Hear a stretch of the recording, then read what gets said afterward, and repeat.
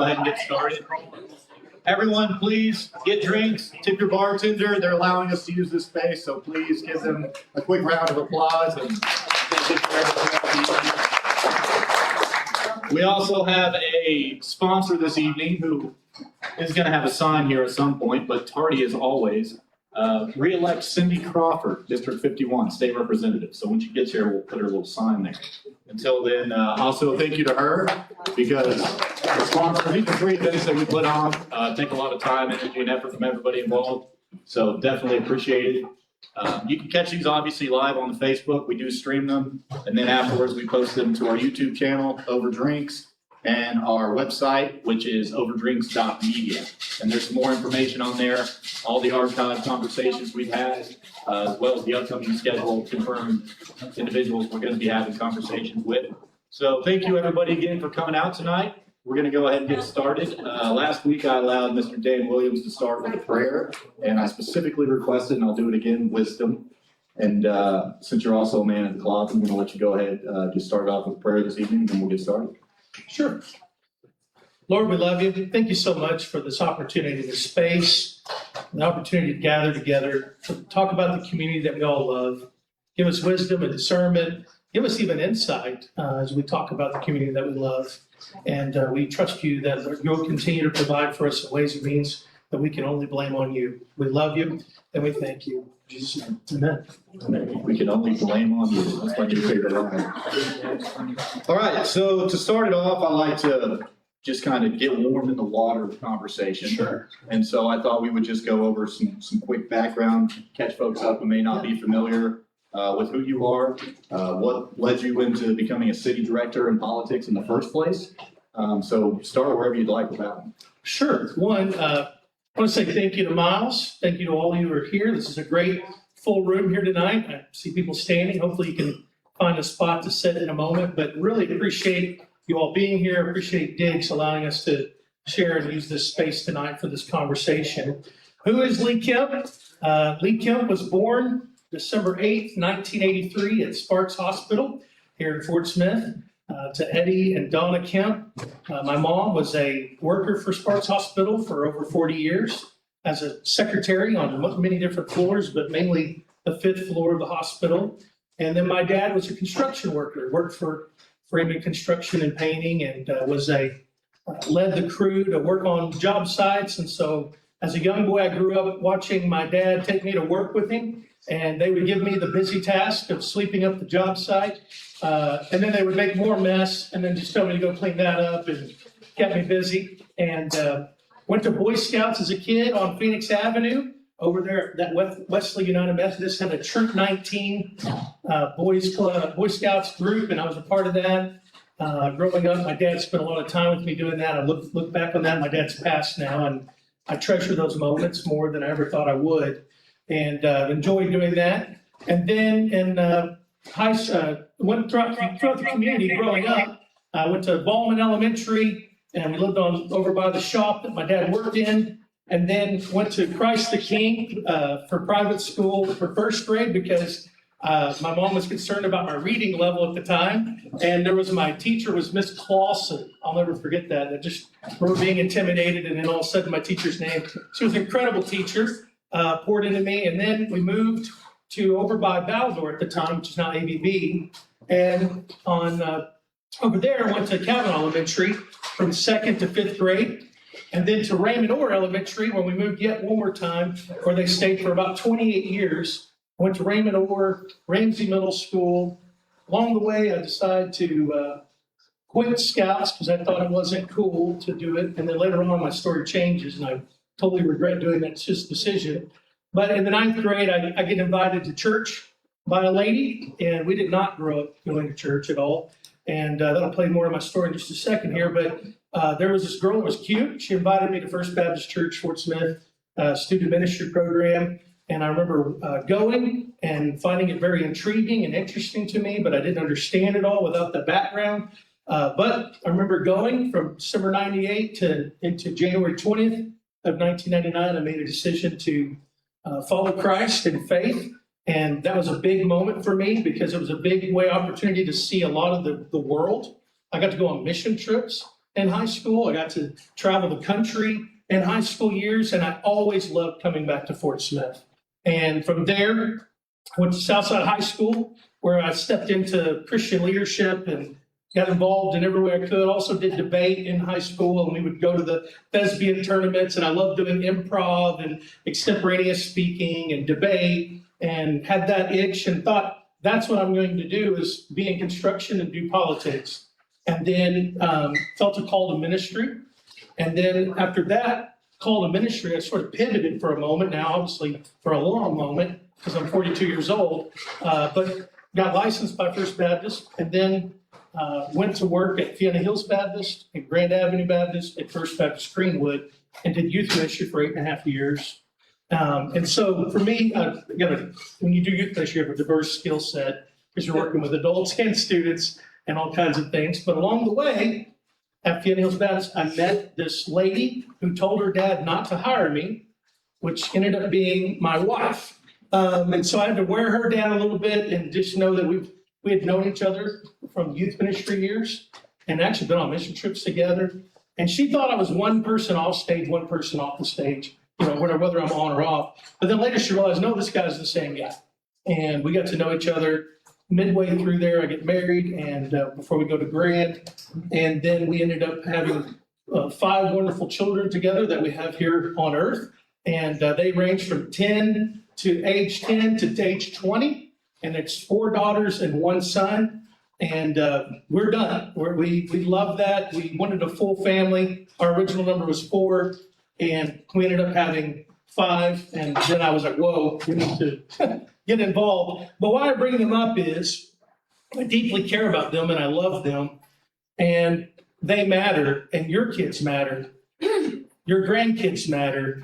And I believe in Fort Smith's next generation. I believe in the future of what we have. And I want them to be a part of a city where they want to grow up in, not just to grow up and leave, but to grow up and live and to prosper. Even if they go get their education, come back and invest into the structure that the community that poured into them, just like this community.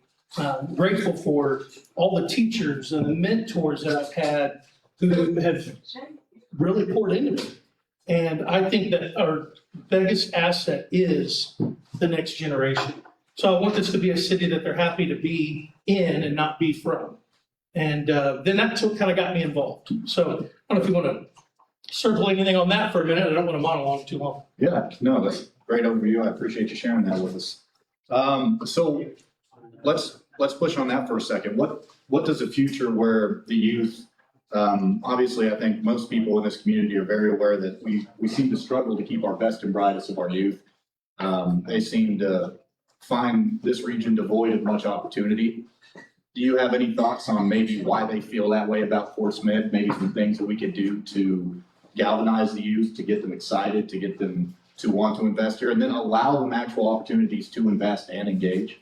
Yes, and I would say one consideration that's changed in the way we think about, especially the next generation now. Now, today, people choose where they want to live and then they find work. Whereas previous generations did that differently. They found good jobs and good opportunities of employment, and then they found where they were going to live in that environment with remote work, with entrepreneurial online marketing, with all kinds of development that we see.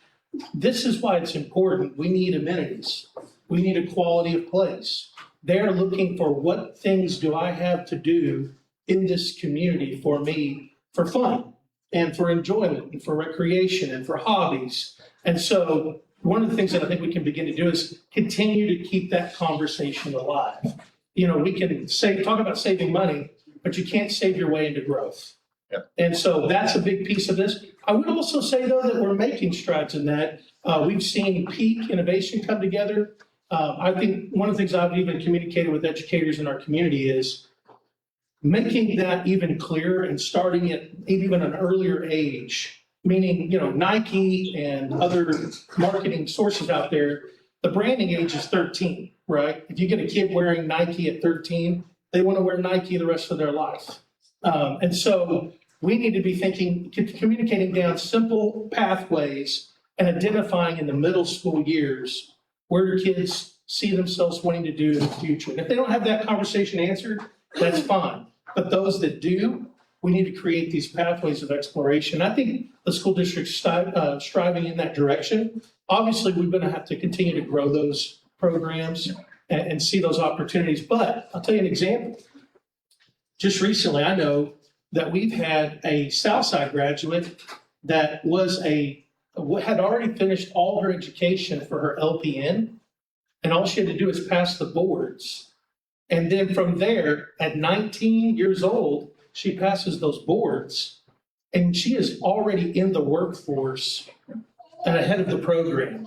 And now she can also go back to get a registered nurse degree. And so I think there is a catalytic conversation with the University of Arkansas Fort Smith, with Fort Smith Public Schools, with these charter schools that we've seen started. But I think we need to continue to collaborate that and make sure that we bring it along. Yeah, no, I completely agree. The LPN program you referenced over there at Peak Innovation, it's great. I've got a child going through the same program, so very familiar with the benefits of that.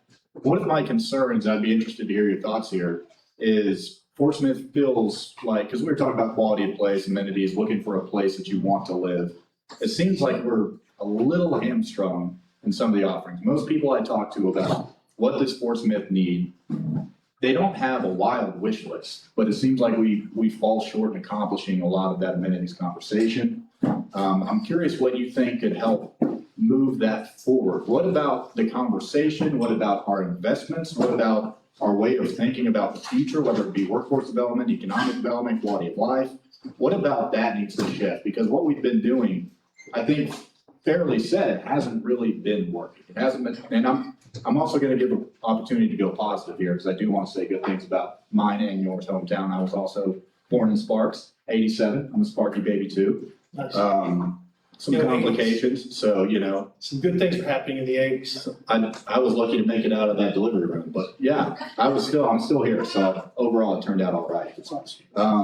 But what are some things that we could do again? Because I agree with you, but I don't know that I see much in practice or in reality of investments going in a meaningful direction. I mean, what are some things that you see that we could improve on in those areas?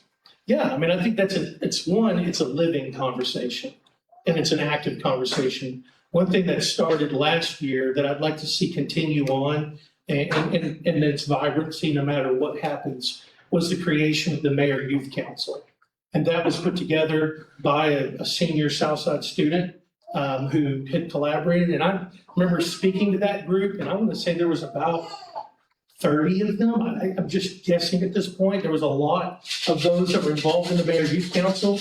And that gave them an opportunity to understand how local government works, to be able to speak into it. I think we need a continuation of those. You know, high schoolers are right there at the edge of adulthood. And I know that we can say, well, you know, they're going to tell us wild and off the chart ideas, but I think that's why we put rails to the conversation. Sure. Hey, here's a left ditch, here's a right ditch. You know, if we can get this accomplished. So that's one piece of it. I think there's some obvious things. And I think one of the things we're striving to do as well with the Bass Reefs, and it won't be a loop, apparently. I know I saw Andy Postrick here. Hi, Andy. And there are others that I've met in the community who are looking for this. If it's a line, or whatever we want to call it, a Bass Reefs trail, what we have is a lot of silo mentality in Fort Smith. So we have trails that were developed at Chaffee Crossing, which are great, but they're around an amenity. We need to connect that infrastructure to other infrastructure in the city. And that's one way to start in doing that. We obviously have to make wise decisions, but engineering is looking at that. They've even put in contingencies for overages with inflation that comes. But we need to complete the trail. I mean, people need to have a way to move throughout the city on a bike. I mean, that's just one thing we've started, but then silo mindsets, certain things started developing quicker and faster, but they need unity. And, for all the consternation, I'm sure we'll get to this conversation, but, Parrot Island Water Park, they had more visitors this past Saturday. They beat the record, first-time record, by 500. They had 33,000, I wrote it down actually, 3,597 people just on Saturday alone. So now, I mean, obviously, that's not going to scratch everybody's ears, and I totally get that.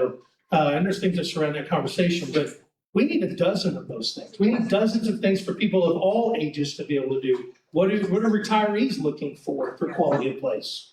What are the working people looking for in ways that they can network? I mean, I know of several business networking organizations. How do we continue to build a coalition of those where the mayoral position can show, hey, this is happening over here. Make sure you can get connected to this. Yeah. So, and out of those conversations come community development. I mean, at the end of the day, anyone in public office needs to see them as a servant, as a representative of the people. So whatever we can see that groups of people want to see, we need to be listening and taking action. Yeah. Now let's touch back on that second part of that with the quality of life and amenities, and there are a lot of conversations. I'm curious to know what we could do better or differently to entice more outside investment. To your point, you can't save yourself to growth. You've got to have some external investments come in to help bolster that growth and support it, and other people that are willing to invest in your community, and they have to be willing to, able to see that ROI to make those investments. So I do want to come back to that, but sort of the thing we're talking about on peak, workforce development is a topic I'm probably the most schooled in. But when it comes to workforce development, I'm concerned with Fort Smith. We've got sort of the big five industries. And peak's great, but it ties into sort of the big five industries. We don't have a lot of diversity when it comes to what do you want to be when you grow up. If you stay in Fort Smith, it's education, it's healthcare, it's manufacturing, advanced manufacturing now. There's not a whole lot of variables, and entrepreneurship seems a little lacking because the industries aren't that diversified. Entrepreneurship is bred out of opportunity. And whenever you're sort of a one-trick pony, a lot of that opportunity has already been mined out. Yeah. So I'm curious what we could do with regard to, in your opinion, drawing in new investment, new industries, complementary industries, maybe some things that we haven't taken advantage of that would be a strength for our community and a strength for that industry. Do you have any thoughts on what that might look like? Sure. So it brings another consideration for that I thought I would bring up, which is that we're in a competitive market of competition against other cities. So if we don't realize that, we need to have urgency to the conversation of looking at what are the raw resources that we have available that they don't have. What are the things that we can do that they can't do?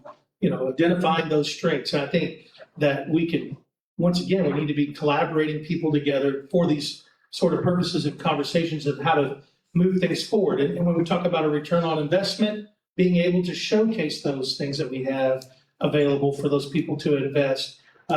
Get example of this and how this can be connected in the future.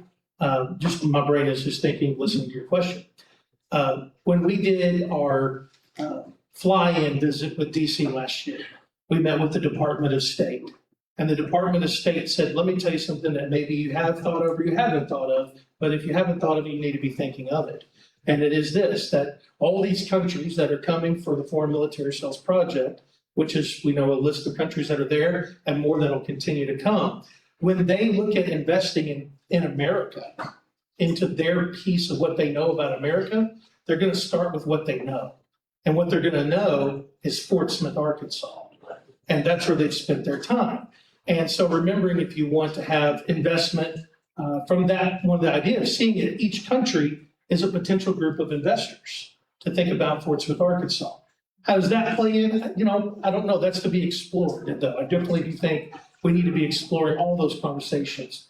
The expansion of defense manufacturing here would be one way. But then on the entrepreneurial level, one thing that comes to my mind, there was a gentleman in the community I'm familiar with, and he had done a program back kind of when you and I first got to know each other, which was long before the more recent things that we'll talk about, sure. But when you guys were doing Go Ye, and I was director, it's a volunteer for the Christian Men Job Corps, and we were trying to help people find work. One of the things that we did there is we formulated a training called Who Owns the Ice House? Yep. And I'm familiar with it. Yeah, and it's a college level program, but it's built for an everyday person that maybe doesn't have to have that college education platform. We use it a lot in reentry too. Yeah, and so you lead people through this process because a lot of entrepreneurial people think I can't get started because I don't have enough to get started.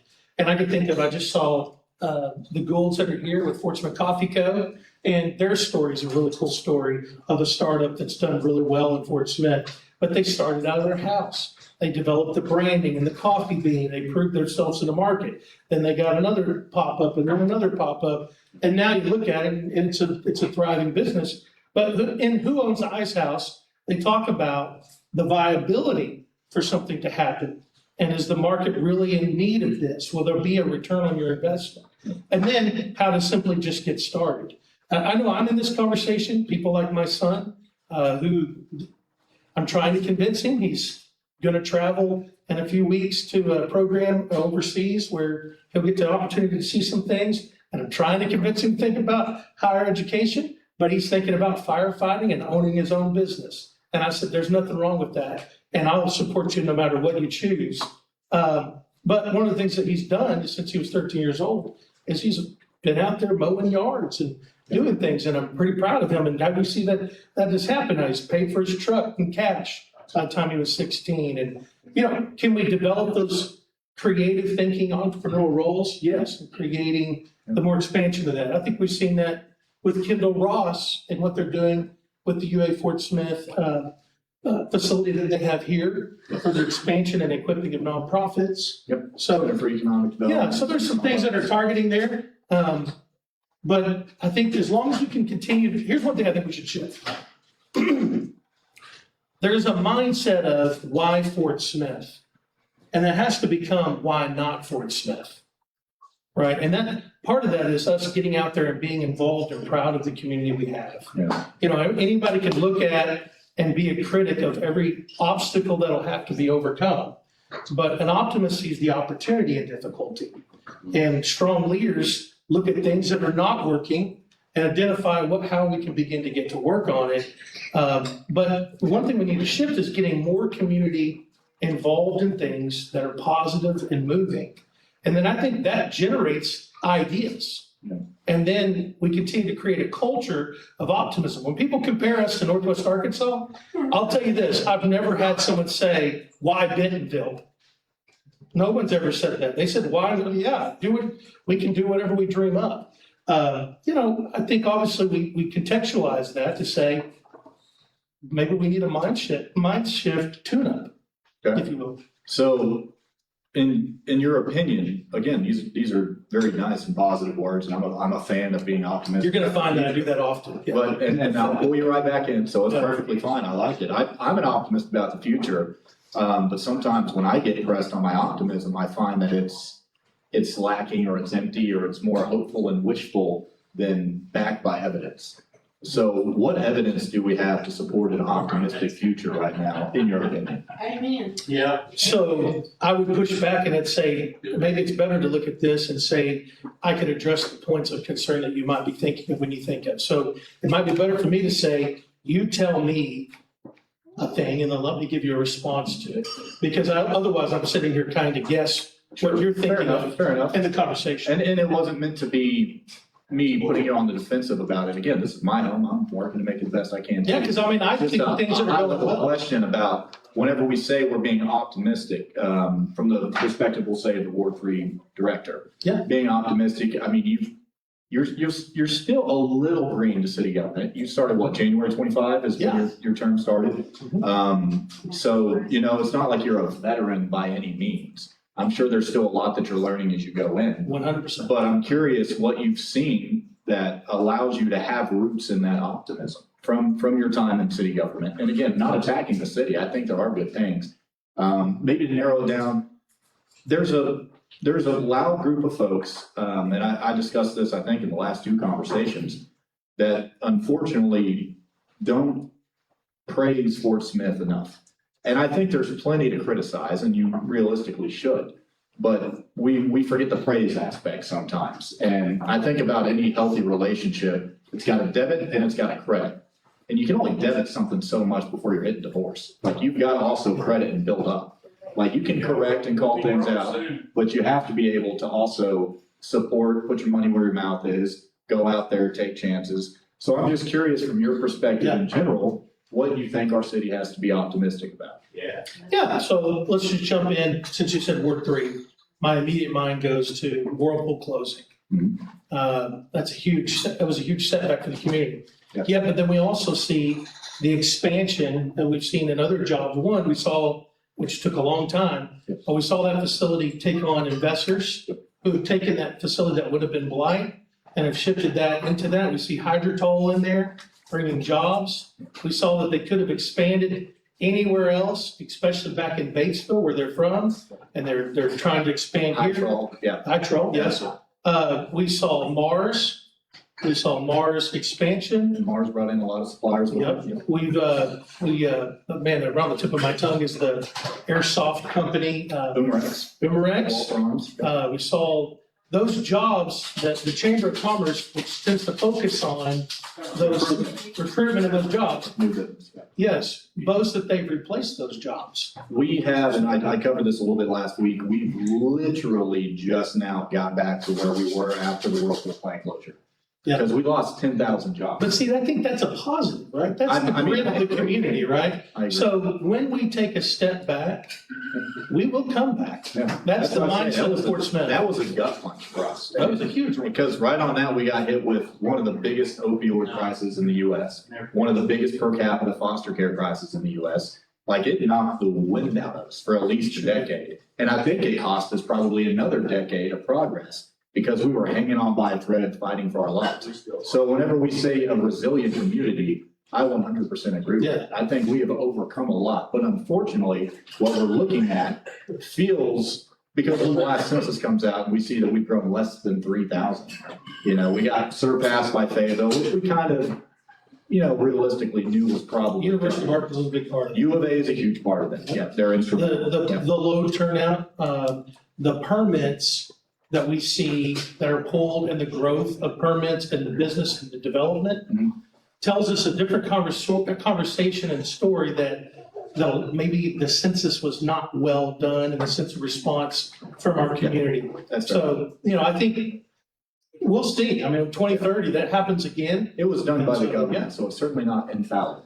Yeah, and I think that's part of it. I mean, I think for me, I'm not promising that the government is the solution to our problems. I think the moment you want government to be the solution to your problems, you have a problem. Agreed. So in some cases, what government needs to do is stay in its lane, right? But there's not also something to be said for incompetent government at times. Sure. And I know Fort Smith, and again, you're newer to this, right? You're still getting in there, getting traction, getting your feet under you and all that. But I think a lot of folks, the more I have these conversations, the more it seems like these frustrations date back decades.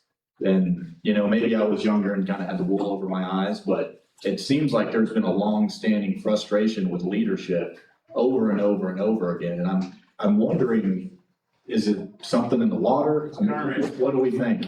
Well, I mean, I think it comes back to the government conversation in general, right? When you had boards that were being elected that said no to consent decree infrastructure work and was pushing it around until the Clean Water Act or something had teeth to come back on, that problem's older than me. But this board has addressed it, right? We have taken that on. And it is, I know that it still comes with this tension of Fort Smith not taking on things that are serious, but that has changed.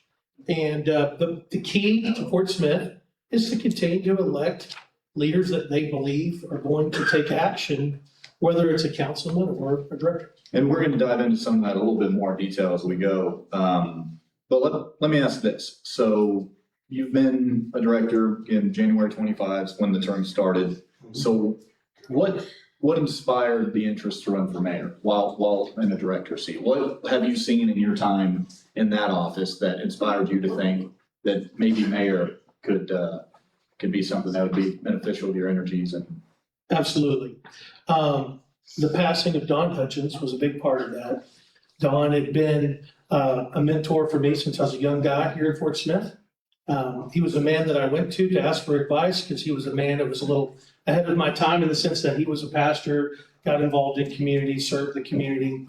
And him and I prayed together, met together, talked about that conversation. And then obviously having preached at our church what I call bullpen Sunday, which is me really just wanting the last Sunday off for the year, because you come back after Christmas and Christmas Eve and you're sort of just redlining and you don't have much creativity. And so I called it bullpen Sunday. I was still there.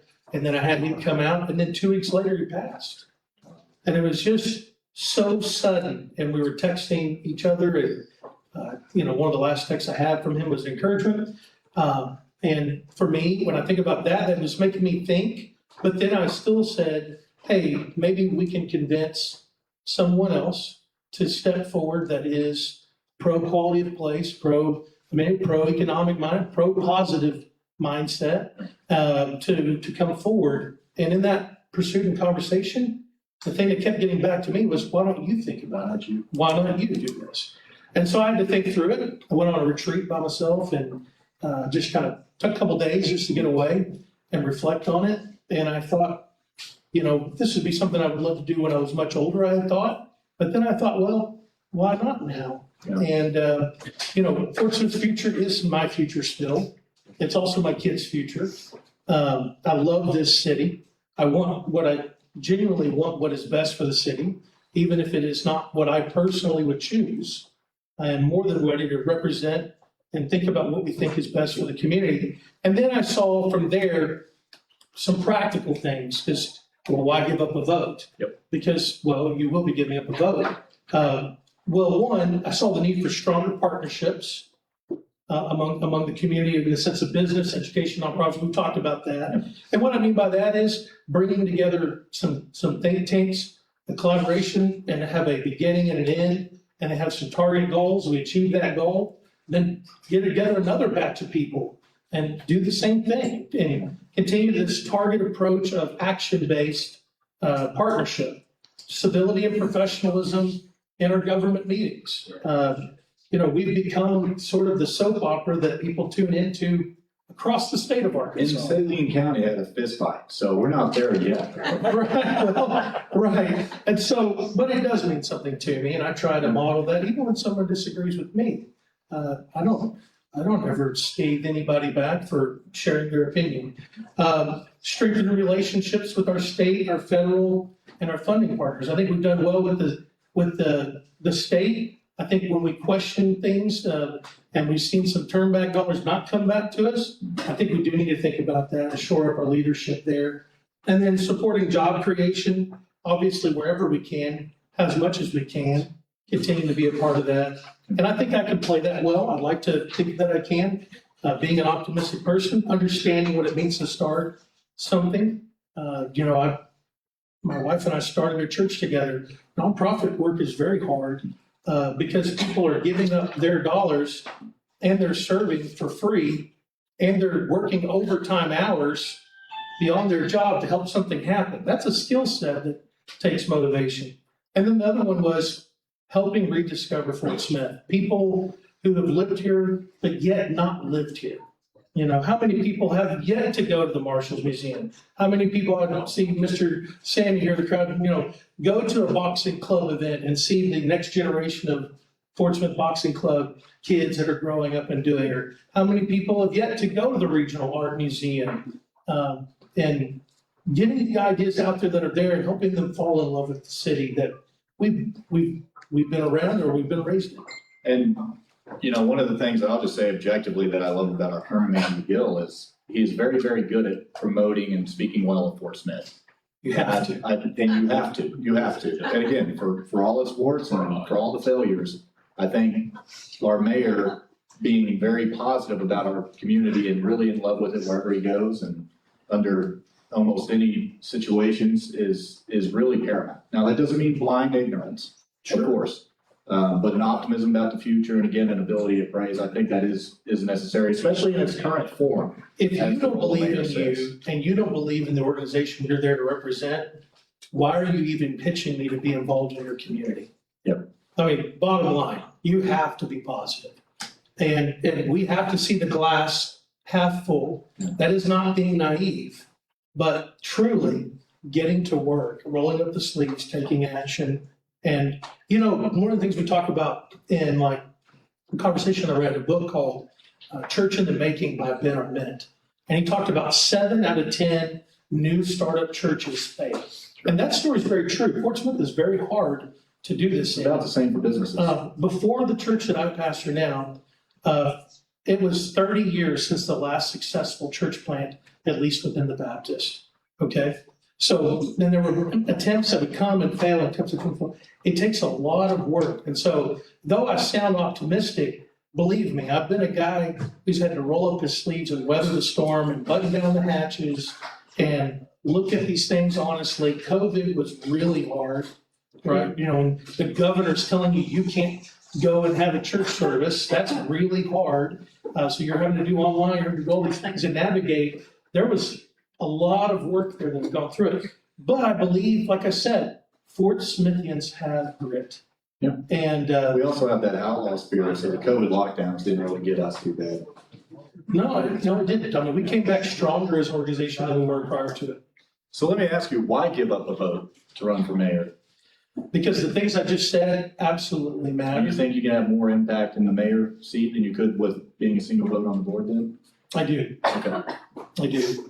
And otherwise, I truly wouldn't have taken the opportunity to even try this. Yeah. But I would say, you know, when I listened to the opportunities and platforms, there was a lot of diversive talk or a lot of misinformation or a lot of pointing out all these problems of restoring integrity or ethics. And I just don't believe in the dumpster fire that was being broadcast. And I just thought, you know, I can say what I think all I want, but when you really believe in something, you put your name on a ballot and you go forward. And then you let people vote. And that's where I thought, well, who am I to say, you know, my opinion and then not take action? And so for me, it was an opportunity to take action. We want to vote. Calm in the core, please. Thank you. We'll get there. We do have a Q&A at the end of it. And we will discuss that. Yeah. Let's move on to city administrator. One thing interesting, were you the only director to start his term in 25? The other ones had prior been on the board. Correct. I'm the only So change to the board. you may be the only director that his entire term has not had a permanent acting city administrator.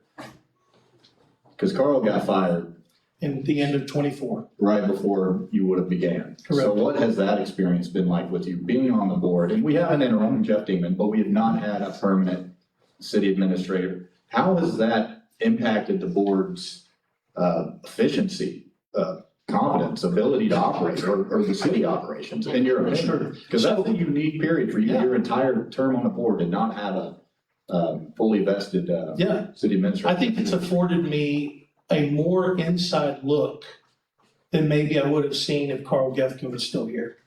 What I mean by that is the administration, and I'm going to throw administration when I say that, I'm thinking of Jeff Deeman and Maggie Rice, Okay. have both said to the board, what do you want to see us take action on?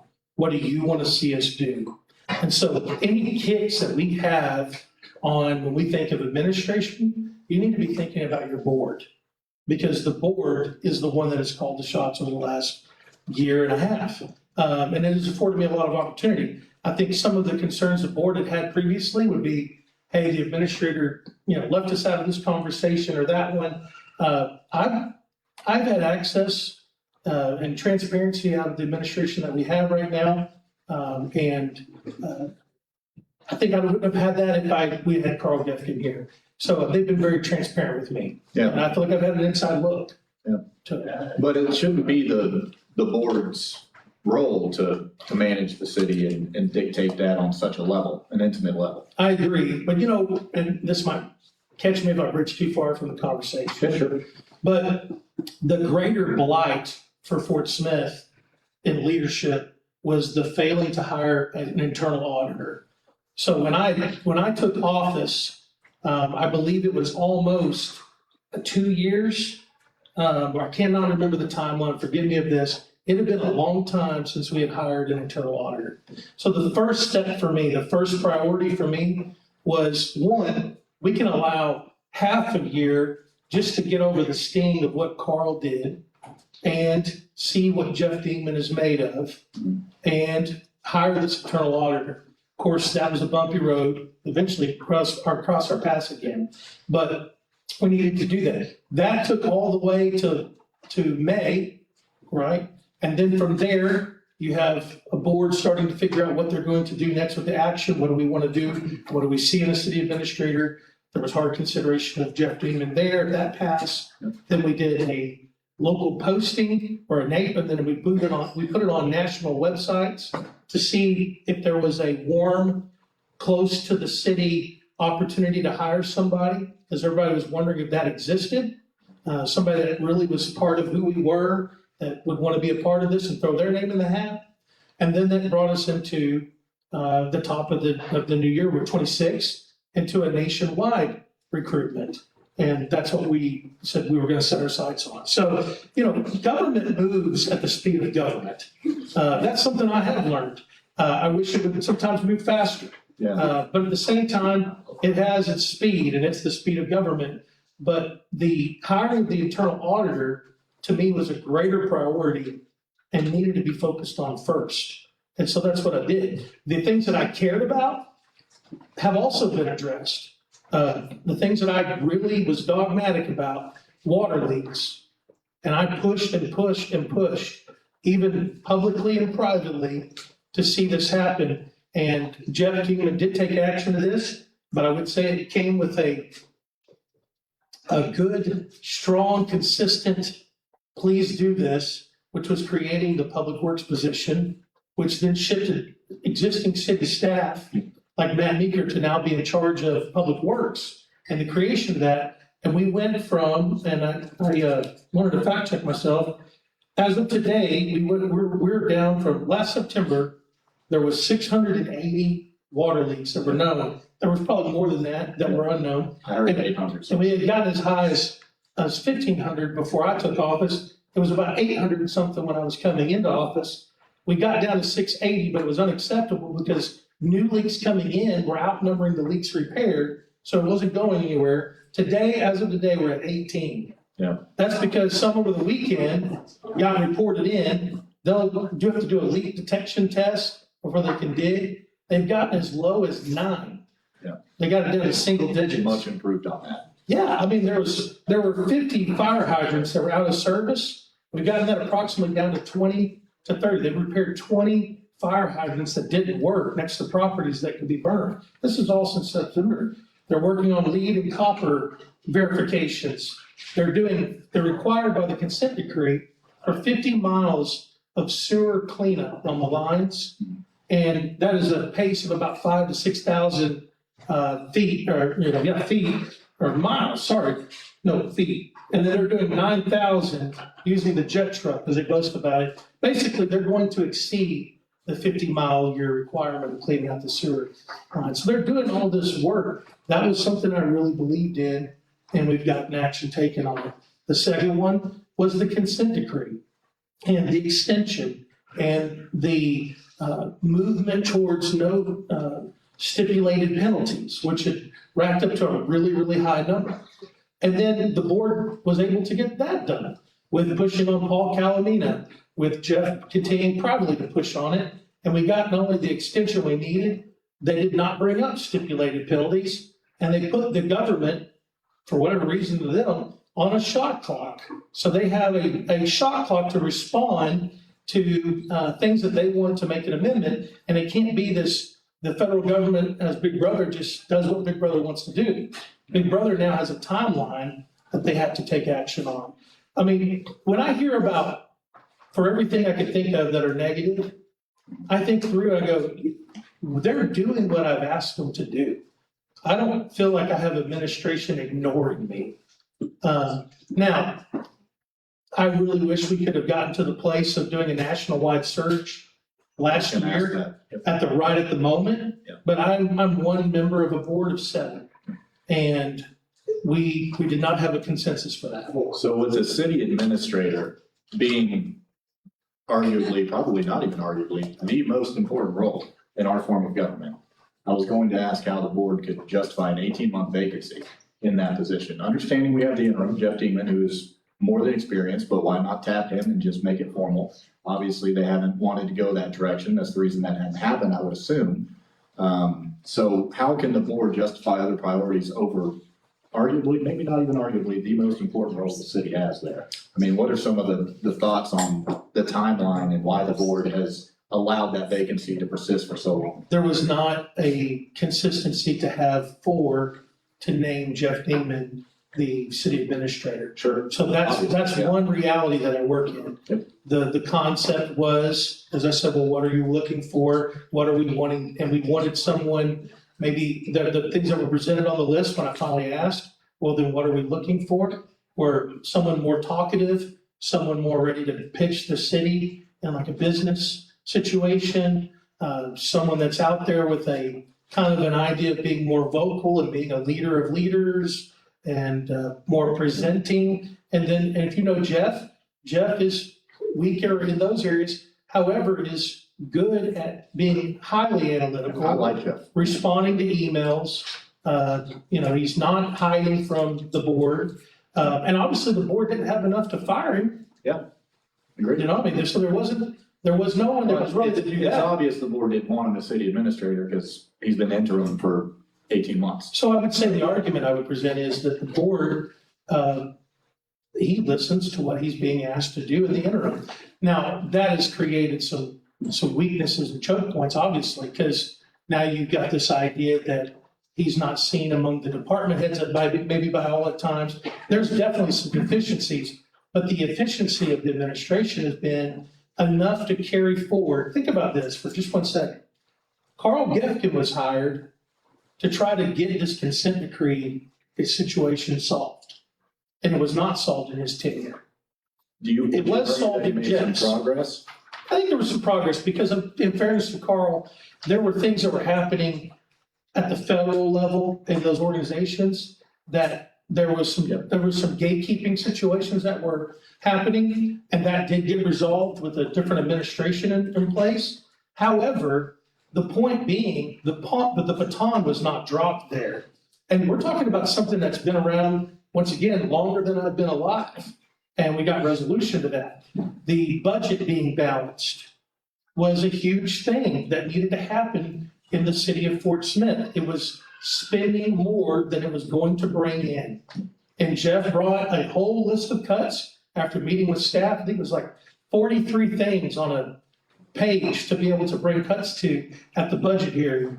I met with them 3 times myself privately, talking with them about those ideas, thinking through scenarios. And listen, those situations are uncomfortable. Sure. But I think what came forward was the best that department heads at the time with what they had and working with what we had could bring forward. So we talk about not spending more than we bring in was achieved.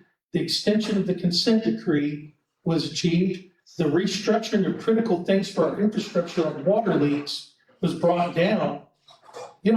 For the things of concern, they're not all concerned. Yeah.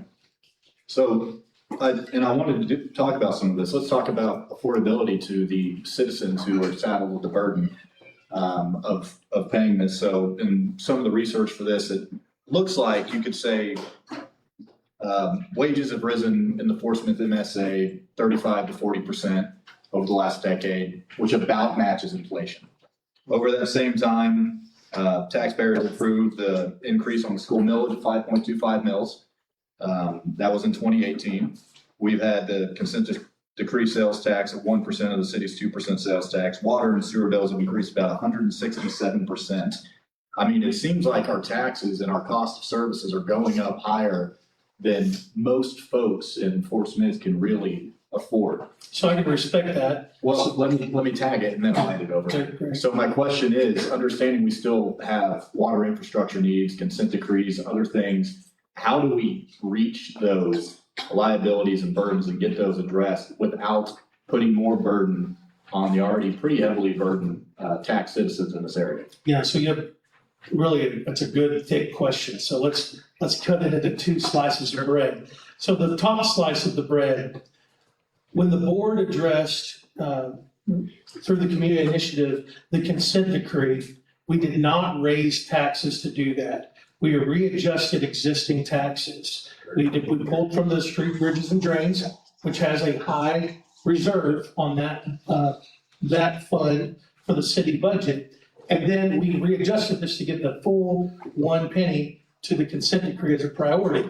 I think that's actually smart without increasing taxation and saying your biggest problem needs to be the priority of that.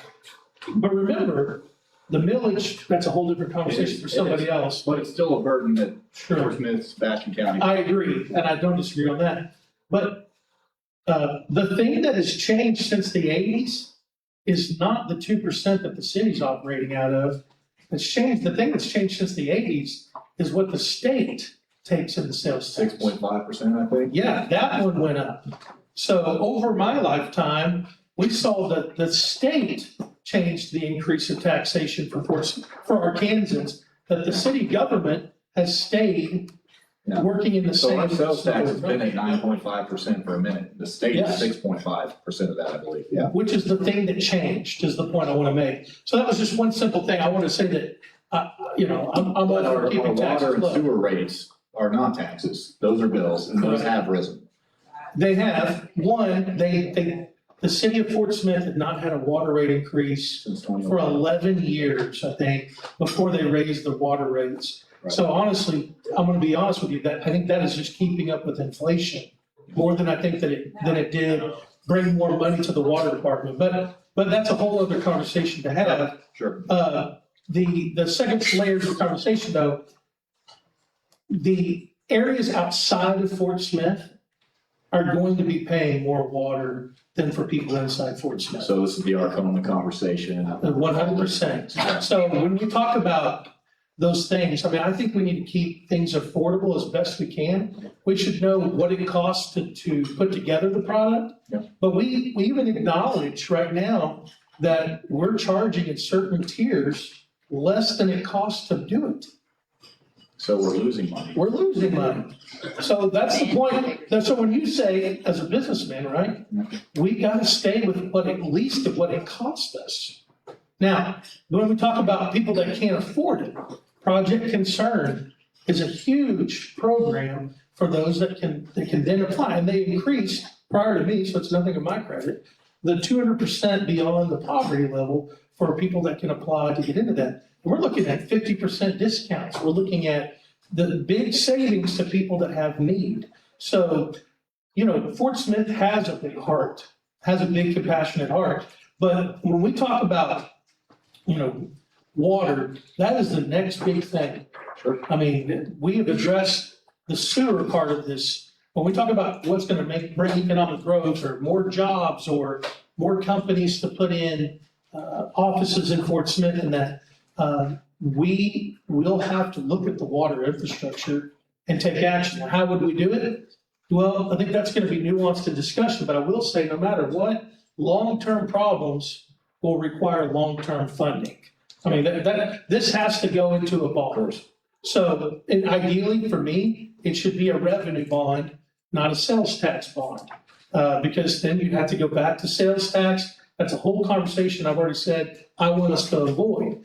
Basically, when we look at residents of Fort Smith, they're only 40% of the users for the water utility. Yeah. So that's the group that should get pinged last because they're not the bigger part of the usage. You have these outside contract users, you have a big residential block of users, and then the last nucleus of that 40% is Fort Smith residents. So we need to do what a friend of mine did. He was an intel officer to a general over in his time of service. And he said it was always nervous for him to go in there and brief the general. And he said what he was nervous about was, putting together stuff that definitely fit to the intelligence and the matter of it, this and that, and proposing solutions. And he said one of the things I learned was there's this idea when you hear such a big problem that there must be thousands of options to solve the problem. And the reality is that's not the case. He said the first thing we would do is we would dome the situation. There's only going to be so many reasonable ideas that can address this big problem. And we need to make that list and start working through the list. And I think the city should do exactly that, a very transparent way of saying this is the few 3 to 5 options we can pursue. We'll look at this one, we'll look at this one, we'll look at this one, all in front of public. public facing. And when they see these options, they see the due diligence, then you can talk about it. So for me, I think there's a lot of due diligence work, but it definitely should be the next big priority of the board is the water infrastructure. I was told by one investor that he knows of a company that would come and create jobs, but the problem is they don't want to come here till the water infrastructure is fixed. And so, we can see it as a liability, or we see this now as the opportunity for economic growth. And so we don't need to kick the can on the water, right? We need to take action and take that as a forward-facing public conversation. Yeah, we're in most of this mess because people have kicked the can. So that's the last thing we want. When Burger King costs more today than it did when I was younger. I haven't been to Burger King in a minute, but I'll take your word for it. Brahms stays about the same though. Shout out to Brahms. Yeah, Brahms got it going on. I'm a big fan of those guys. They're doing something right. They have their local farms. They do have local farms. There's a That's the logistic biggest key. concern to keep. Burger King was in Anyway, Spain. we're off on a tangent Right. there. So the water infrastructure is a big concern. So again, how can we look at addressing that without burdening the citizens? Without tax, are there other strategies? You mentioned revenue bonds. I mean, what are we thinking about? How much has the board really chewed on that? Is there anything that's manifesting as in that dome that you referenced as a couple of legitimate options that we should be considered? Maybe some folks and I would be happy to hear about it. So one big pro of the foreign military sales program is it brings a lot of attention into Fort Smith from the federal level. And then it also, what we did as a board prior to me taking in, this was something I did vote to continue, is we retained the services of the Roosevelt Group. And the Roosevelt Group is a consulting group who the director of that group is worked with all the top brass of the military. He knows these people. His firm is very acquainted with military and how to lobby amongst the conversations of that. From there, we pursued what's called, and this is a mouthful, the Office of Local Defense Cooperation Mission Resilience. I like it. And I don't even know how you would identify that, but what they did was, and we took a grant dollars, $620,000, and the biggest thing that they did was identify potential concerns for Ebbing Air Force Base. And a part of that conversation was looking into the infrastructure. And so we've had a study now where the board has the ability to be educated on all the funding opportunities. Now, let me just kind of go ahead and dive into this a little bit. What that did is revealed when every time we hear people say, well, you should be out there pursuing grants because there's all these cities that got these grants for their water infrastructure, and we didn't go and get those grants. Well, there's a few layers to that. So one, some of them were loans. They were not grants. Sure. So you have to have we need to draw a quick description and say, was this a loan or a grant? Yep. Two, grants still has to have matching dollars. So you have to think through that. And then three, the fact that we're in a consent decree made us ineligible for some of those. Mm-hmm. And a fourth layer to this conversation is the priority among Arkansans from the state legislature on looking down and from the state government is these municipalities that are out there that don't have a big customer base and have very big problems with their water infrastructure, and they have been prioritized. Small cities in Arkansas have been prioritized with the best source of funds for that. So what we've learned is there's going to be no grant bailout for the water infrastructure of Fort Smith. Now, there's some arguments we could counter back on. We talk about strengthening our partnerships. Somebody like me or someone whoever's elected needs to take action and pay visits and help them understand what Fort Smith does do is supply water for a lot of rural areas. Yeah. And though we are not rural, and we're what's coined as a first-class city, we take care of other cities, not only in Arkansas, but in Oklahoma.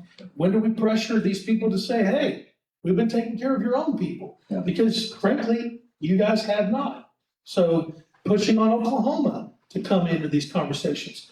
But the grants won't be the answer. They won't be the full answer to the situation at hand. Then you have wholesale contracts. There's another big piece of this that we need to shore up and take care of. Being industrial companies, things like that. Industrial, commercial, not attacking, but I was gonna say attacking failed water meters, but they're not the enemy. Thank you.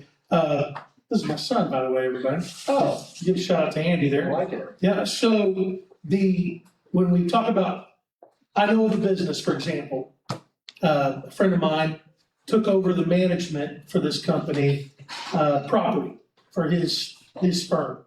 And this particular company had a water bill that was a minimum charge, a minimum bill. And from there, this friend of mine says, hey, we gotta look at this, and there's probably a problem, we need to get it fixed. Calls it in, they get a new water meter, their bill goes to about $8,000 the next month, from a minimum bill to $8,000. From there, the bill went up again, and as maybe expecting to go up again. When they were contacted and said, I am so sorry, we're not trying to make y'all mad, we just saw that the minimum bill was there, and we just wanted to look at and do the right thing. Your bill is gonna be much higher. They said, oh yeah, we were just wondering until somebody would notice. And now they know they're gonna have to pay more for their water, and they're happy to do so. Now, you say, well, where was the city staff on that? Where were they? Why did they not address that? Good question.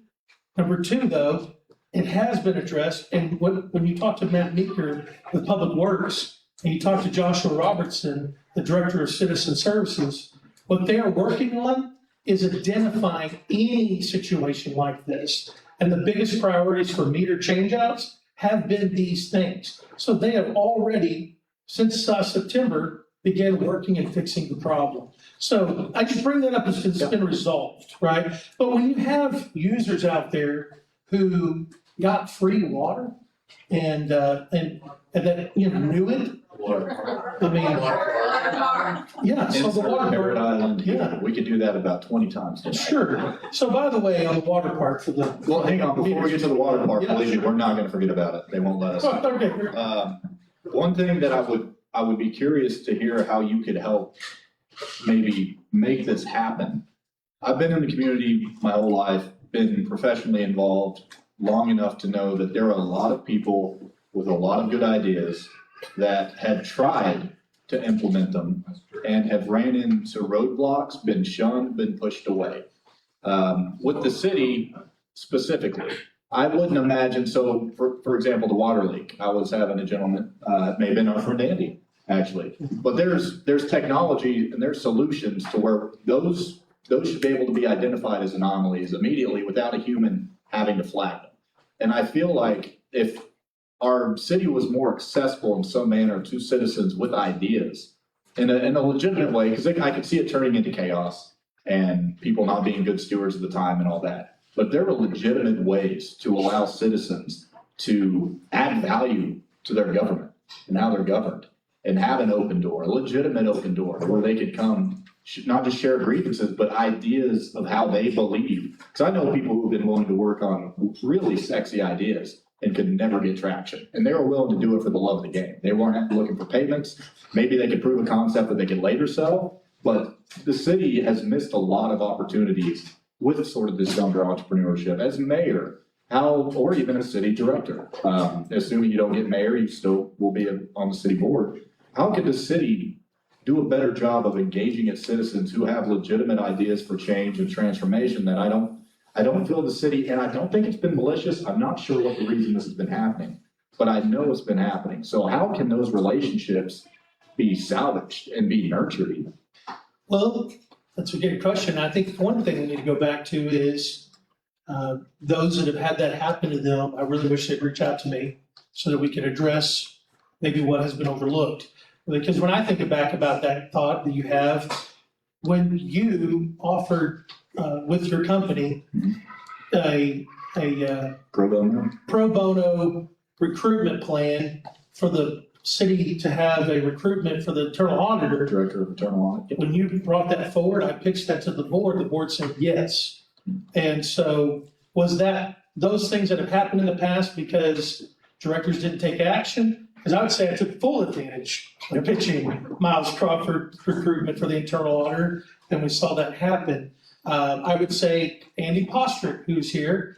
Andy does a great job of emailing the board things that I have utilized and taken action of on his studies about data or to look at something. I've even asked Andy to look into something. I've asked if a citizen brings me an idea and I say, man, that's a great idea. Could you look at this and send this to me? And I've seen that they do that. I would just say But even in those continue. instances, you know, maybe me being the exception because I'm so damn charming, to where I was able to do that. And I enjoyed being able to do that. I was proud to do that. But I know other folks that have reached out to the city board with ideas and it's never gone beyond the platitudes of thank you, great idea.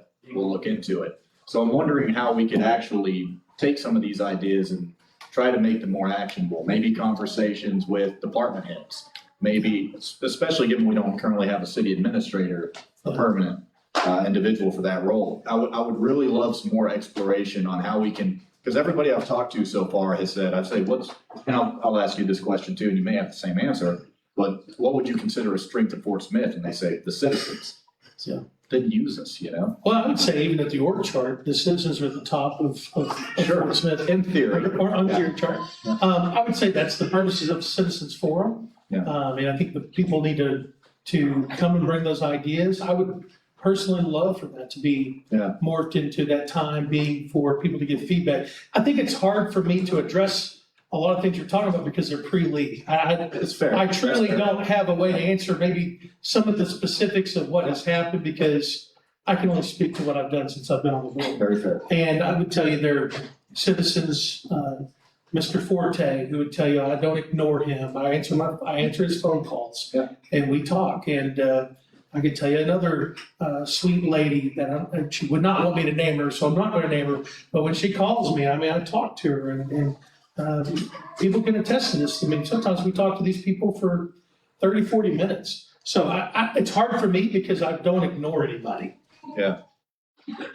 Good, thank you. Yeah. I appreciate that. Back to Parrot Island. Yeah. Where were you going to say? Did you have a train of thought that you were? Yeah, I mean, so when we talk about it, there's a lot of stones that get thrown at it. And the only thing I would say, I wish the administration had been more forth in bringing points of clarity immediately and timely, because there are things that I hear, but I'm not going to speak out of order in a meeting that's supposed to have order. But I can address, like, for example, the water meter situation that was developed there. Yeah, I mean, that is a problem, and it did get fixed.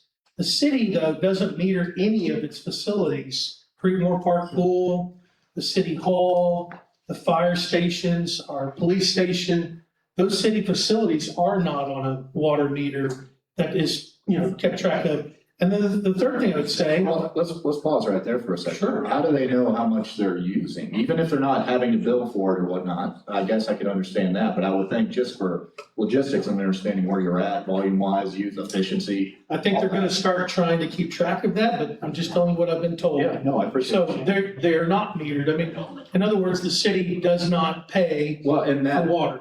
that I guess makes sense to me, but you should still know how much you're using. And they very well may in certain facilities, depending on the age or depending on how they were set forward. Interesting. The third thing I would say, though, is most of the Parrot Island water, once the pools are filled in May, most of the structures out there have huge tanks of water for recirculation. So when we talk about the water usage of that water park and people see big structures, remember, those tanks are filled under the ground, and then most of that water is treated just like a huge underground swimming pool that you can't gain access to. So it moves through. Obviously, you're going to have to replenish it. But, I mean, I'm not going to convince everyone that is ready to say that as a point, that it's not a valid point. I definitely am agreeing the meter needed to be fixed. Yeah. But the point of raising the bandwidth of the conversation to a certain level because of it, that's not a thread for me that I pull on. Okay. I think the problem should be fixed, but the pools have been filled greatly before then. And when we look at the other, like we do not have Creekmore Park paying back or paying for water. So why are we layering in? And truly, Parrot Island in general, I'm happy to talk all about it because I feel like I'm elbows deep into it because of how we've done all these things over the last year and a half. But for the loss that the city had to eat, say what, I'm just going to rough math, 150K. We spent more than that on Miss Laura's museum. We spent $250,000 there. 760,000 to the Civic Center. So when we talk about, We'll get to the slides, gentlemen. Hang on. That's gonna. We have to leave something for a closing note. Yeah. Get to the slides. right. So, and for the Civic Center in general, we talk about Well, the big civic center dollars. is, all civic centers for the most part are loss leaders bringing outside tax dollars. Exactly. But my point is, the water park becomes a loss leader Yeah. 1 year, last year, and then COVID year. Yeah. The other years, when the water park was approved 11 years ago through a vote of the people in a vote, Sure. when they 64% votes to approve it in 2012. And for all those 11 years, it was projected to lose 150K a year. And then cumulatively, because there was 2 years that were not good, cumulatively, it has accrued $1 million in profit. That's why there were some expenditures we So talked that's about an in a interesting minute. point. It was originally touted as a Loss leader, loss leader. but then didn't become a loss leader. It was just being an economic part of who we are Sure. that did have 2 years that suffered. Can we not see paperwork on that? So we have a Q&A coming up, folks. Hold the questions. Thank you. So a loss leader for clarification. Again, the convention center has been very polarizing. But how convention centers typically operate is they themselves don't generate positive revenue, but all the events held bring outside tax dollars that benefit the city at a greater amount than is lost on having one. So the argument here for what we're discussing on Parrot Island is it was a similar model being pitched to the citizens. This may cost us some money, but it's going to add value in other ways. Visited by over 105,000 people Okay. last year. No. Okay, So I can tell we're getting restless and we have some questions. So we'll start moving to the Q&A in 5 minutes as a punishment. You're still gonna have to wait for 5 minutes. Congratulations. I don't want to punish anyone. I'm going to talk. no, but I had one or two more questions I did want to ask you, and then we will move to the Q&A. Sure. So why Lee Kemp for mayor? Yeah. So one of the tools I love to use is when I mentor guys is called Strength Finder 2.0. It's a business tool that's been around by business psychologists, and they identify top 5 strengths. And I just want to point out the 3 of my 5. My number 1 is win others over. I love to win others over. I love to talk and communicate with people and to do that. Number 2 is communication. I am gifted in that, and I like to talk about things. I like to learn things that I can talk about and then talk about those things. And then number 3 is belief. I have a strong belief for things that I believe in, and I'm ready to roll it up and talk about those things to the level that I can. I mean, those are just 3 strengths of mine that I think lend itself well to the mayor race. And I think the mayor position, I want to be professional and civil. I'm respectful. I listen to people. I love to actually hear opposition. And so even in planning, I like to be a part of teams that maybe disagree with me. And then we work towards a compromise. And then we go out and unify, pitch something together. So I think those are things that position me to be a good mayor candidate for the city of Fort Smith, in spite of where we are and where we hope to go. And one that I'm kind of curious about is, in your time on the city board, what would you consider your own sort of SWOT analysis, strengths, weaknesses, opportunities, threats? What do you think you've done well? Obviously, it's been a big learning curve. You've never been in government before, so you had to learn a lot. What are some things that, maybe you've learned, maybe some things that you feel like you didn't get right that you're more educated about because of, kind of some challenges and how you've grown through? Yeah, so one, The weakness I had at the time was not understanding the city's financial buckets of money that it operates in and the different line items of the budget. That is hard because everybody always says, well, why don't you take this money from this or this from this to do this? Yep. And it's, there was a lot of learning there, but I would say I dived into that headlong. And I wouldn't say that I'm a know-it-all by any means, but I would definitely say that my knowledge has grown there. A strength of mine is that I am a collaborative, try to be a problem solver guy. So, the slides are bought before I take office. So then I have to decide what are we going to do with them, right? I mean, there has to be some action. I'm sure we're going to talk about that, but it was either store them. Any questions, I'm sure. Sure, store them. Where are you going to store them? How much will that cost? Sell them. I was joking with one municipal leader. It was, 20 cents on a dollar would be about the return, which would have been a lot of loss. And actually, the people that would have wanted me to sell it would have then held it over my head that this is one more project the city couldn't do. So in perpetuity, I'm getting kicked no matter what, right? Sure. And then the third one is work through the process of figuring out how can we, if we can, build them. And so, that was handed to me. That I know that's why people might have concern with me, and I'm happy to talk about it. Sure. The second one would be right when I took office, there was a CPRG grant that we received, and then we needed to vote on it to take action. And we had to look through that conversation and talk through that. I'm happy to answer questions about that as well. But, there were things that, I was like thrown into the lion's den in that regard. You came at a fun time. And, even when people talk about, man, how do you do what you do up there? Man, you guys just get chewed on or this and that. And I tell people, I genuinely enjoy working and serving in this way. Yeah. And it doesn't matter what people say. I actually genuinely believe, I hope people can see this, I actually love all people. So happy to lean into those conversations, but it was a different space for me to learn how to take action. Because in my world, outside of this, in my day job, I'm able to address and help people through very difficult things and try to work through that all the time with them. Marriages that are not going well, or addictions that are binding up on somebody, or, working through situations. When you came into this conversation, you're restricted into public, action, and things are going to move at the speed of government. And I was very frustrated that we couldn't just move fast. Yeah, that's what I was going to ask. What ideas did you have going in that you began to realize weren't realistic given the constraints of the position? I mean, coming in, I'm like, we hired an internal auditor in January. We find a city administrator or name a city administrator by spring break. We work on a balanced budget conversation immediately after that.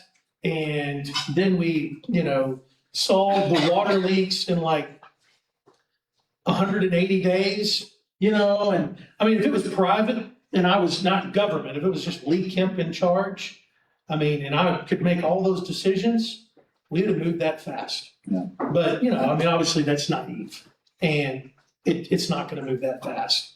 And So were there some? I think sometimes that's probably, now I've learned, that's a good thing. Because if your government's moving real fast, Yeah. then it's probably not telling you the full story. I'm pretty torn on some of that stuff myself.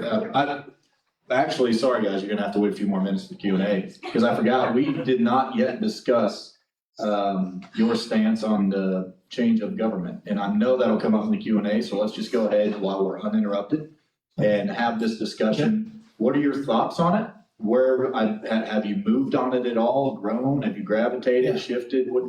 Where do you stand right now? Sure. So I've gone back and forth on this, and as I've explained, when I took office in January of 25, I think it's my second meeting, I asked in Directors Forum, hey, is there any discussion among us to talk about the change of the form of governance for the city of Fort Smith? That came from an ignorant, pure-hearted Lee Kemp, all right? That was not a Lee Kemp had an agenda to do something. It was, I got 4 years into this gig, and you guys just fired the boss before I took office, and now I'm coming in, and we're going to have to solve these problems. It would make sense to have that conversation right there.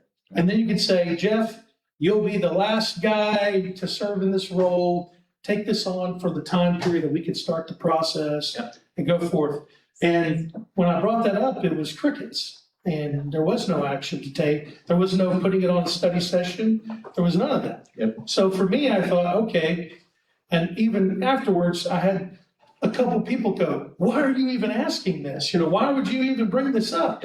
And I said, well, I just want to have the conversation because I'm new to this, but we just fired the city administrator, and this is the moment you should decide, are you going to pick up this torch or this torch? Seems like a relevant time to have that conversation. Sure. So there was no action taken there, and I was like, okay, then, I need to learn. So I've attended the Arkansas Municipal League Conference, tried to learn and get involved in that.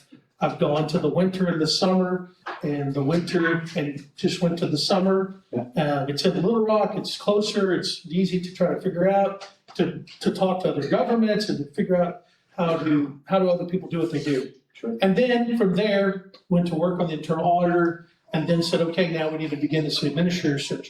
So for me, when people say, am I taking away the vote of the people? By no means, and here's what I'd say. Well, more than that, though, where do you stand on it? Yeah. Thank you. Yeah, no, so yeah, this is great, it's a good conversation, there's a lot of points to talk Yeah, about. there are, for sure. But we're about to hand it over to Q&A. Sure. If they behave, we will hand it over Sure. to Q&A. So, for me, I'm at the place where I would not champion the form of government, but I respect the decision of the vote of the people. Because here's what I've learned, there are pros and cons to both.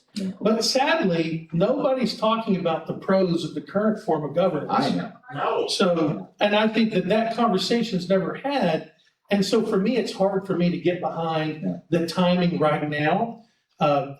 Bonding can become a difficulty in strong mayor compared to the current form of government we have. When they say like, well, it's an archaic form of government, there's only 2 in Arkansas that have this form of governance. Well, you're playing semantics. 8 cities have a manager or city administrator style of government in Arkansas. Only 38% of the country has a strong mayor form of government. Cities like Dallas, Austin, San Antonio, We are not there. Kansas City, Oklahoma City, any city of a couple 100,000 north of Dallas, Amarillo, all these other cities that you name have our form of governance. So, for me, the conversation stems from there's things that we've all had concerns about and we want what's best for our city. And I'm charitable to the conversation because I have friends that want it both ways. And I would say that the form of governance won't be the thing that solves the problem. 100% agree. So I'm all for a petition group, putting it to the ballot. We vote on it as a community, and Lee Kemp will serve in any form of governance that we have. Yeah. In the way that I think I could, or the way that the people would let me serve. For me, you're going to have council people that have to vote on any decision that the CEO, mayor makes. So all the heartburn that we have will still be there. I can walk away from one conversation and think, I think the city administrator form has a lot of checks and balances. Maybe the inefficiency is a feature, not a bug. I kind of like that, to your point about fast moving governments. I don't trust them as it is, so if they move too fast, they're really shifty, they're up to something. The strong mayor form, however, you can push through change pretty quick. So I think I could walk away from the conversation with somebody on either side, and What I wish the city would have done, and I want to say thank you to you, is you hosted the Arkansas Municipal League to come and even talk about the other forms Mr. of government. Wilkerson was very And all the forms there's 3 that the state statute allows, Yep. the strong mayor, the city manager, the city administrator. You hosted that. I have no idea why the city did not really vote on educating all of us through many study sessions about the form of governance and talking through those. And so what you get is everybody's elevator pitch for their idea. Yeah. And for me, it's just government is going to be at local level based on who we elect to either being a council man or woman or a director that is a man or a woman elected to those roles, and that they would serve to the will of their electorate. And I think we've got to remember the city is very diverse. So the reason you have the 4 wards and then the 3 at large. You have like a kind of a representation to the specific part of the city, Geographic areas. which is going to be different in opinions. And then you're going to have 3 that represent the entire city. I mean, when you think about those things, there's a lot to this conversation. In fact, I would even say I would be happy to entertain any form of discussion where it's talked more at length, because bringing that conversation to a 3 or 5 minute focus You can. is ignoring the nuance of the situation at hand. And why are we getting into those conversations? What do we hope to gain from it? And, there's a proverb that says, hope deferred makes the heart sick. Yeah. And I think we need to be careful to not put our hopes into that form of government change of conversation and ignore the other things that are going to be there systemically.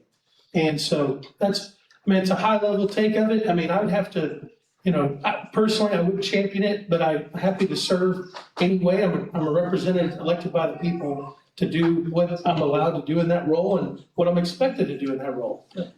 So for me, that's where I land. Yeah, and I'm very similar. I'm on the fence, and I think it's because, no offense to present company, I don't know that I have the faith in anybody that's been in leadership position to take over as a strong mayor.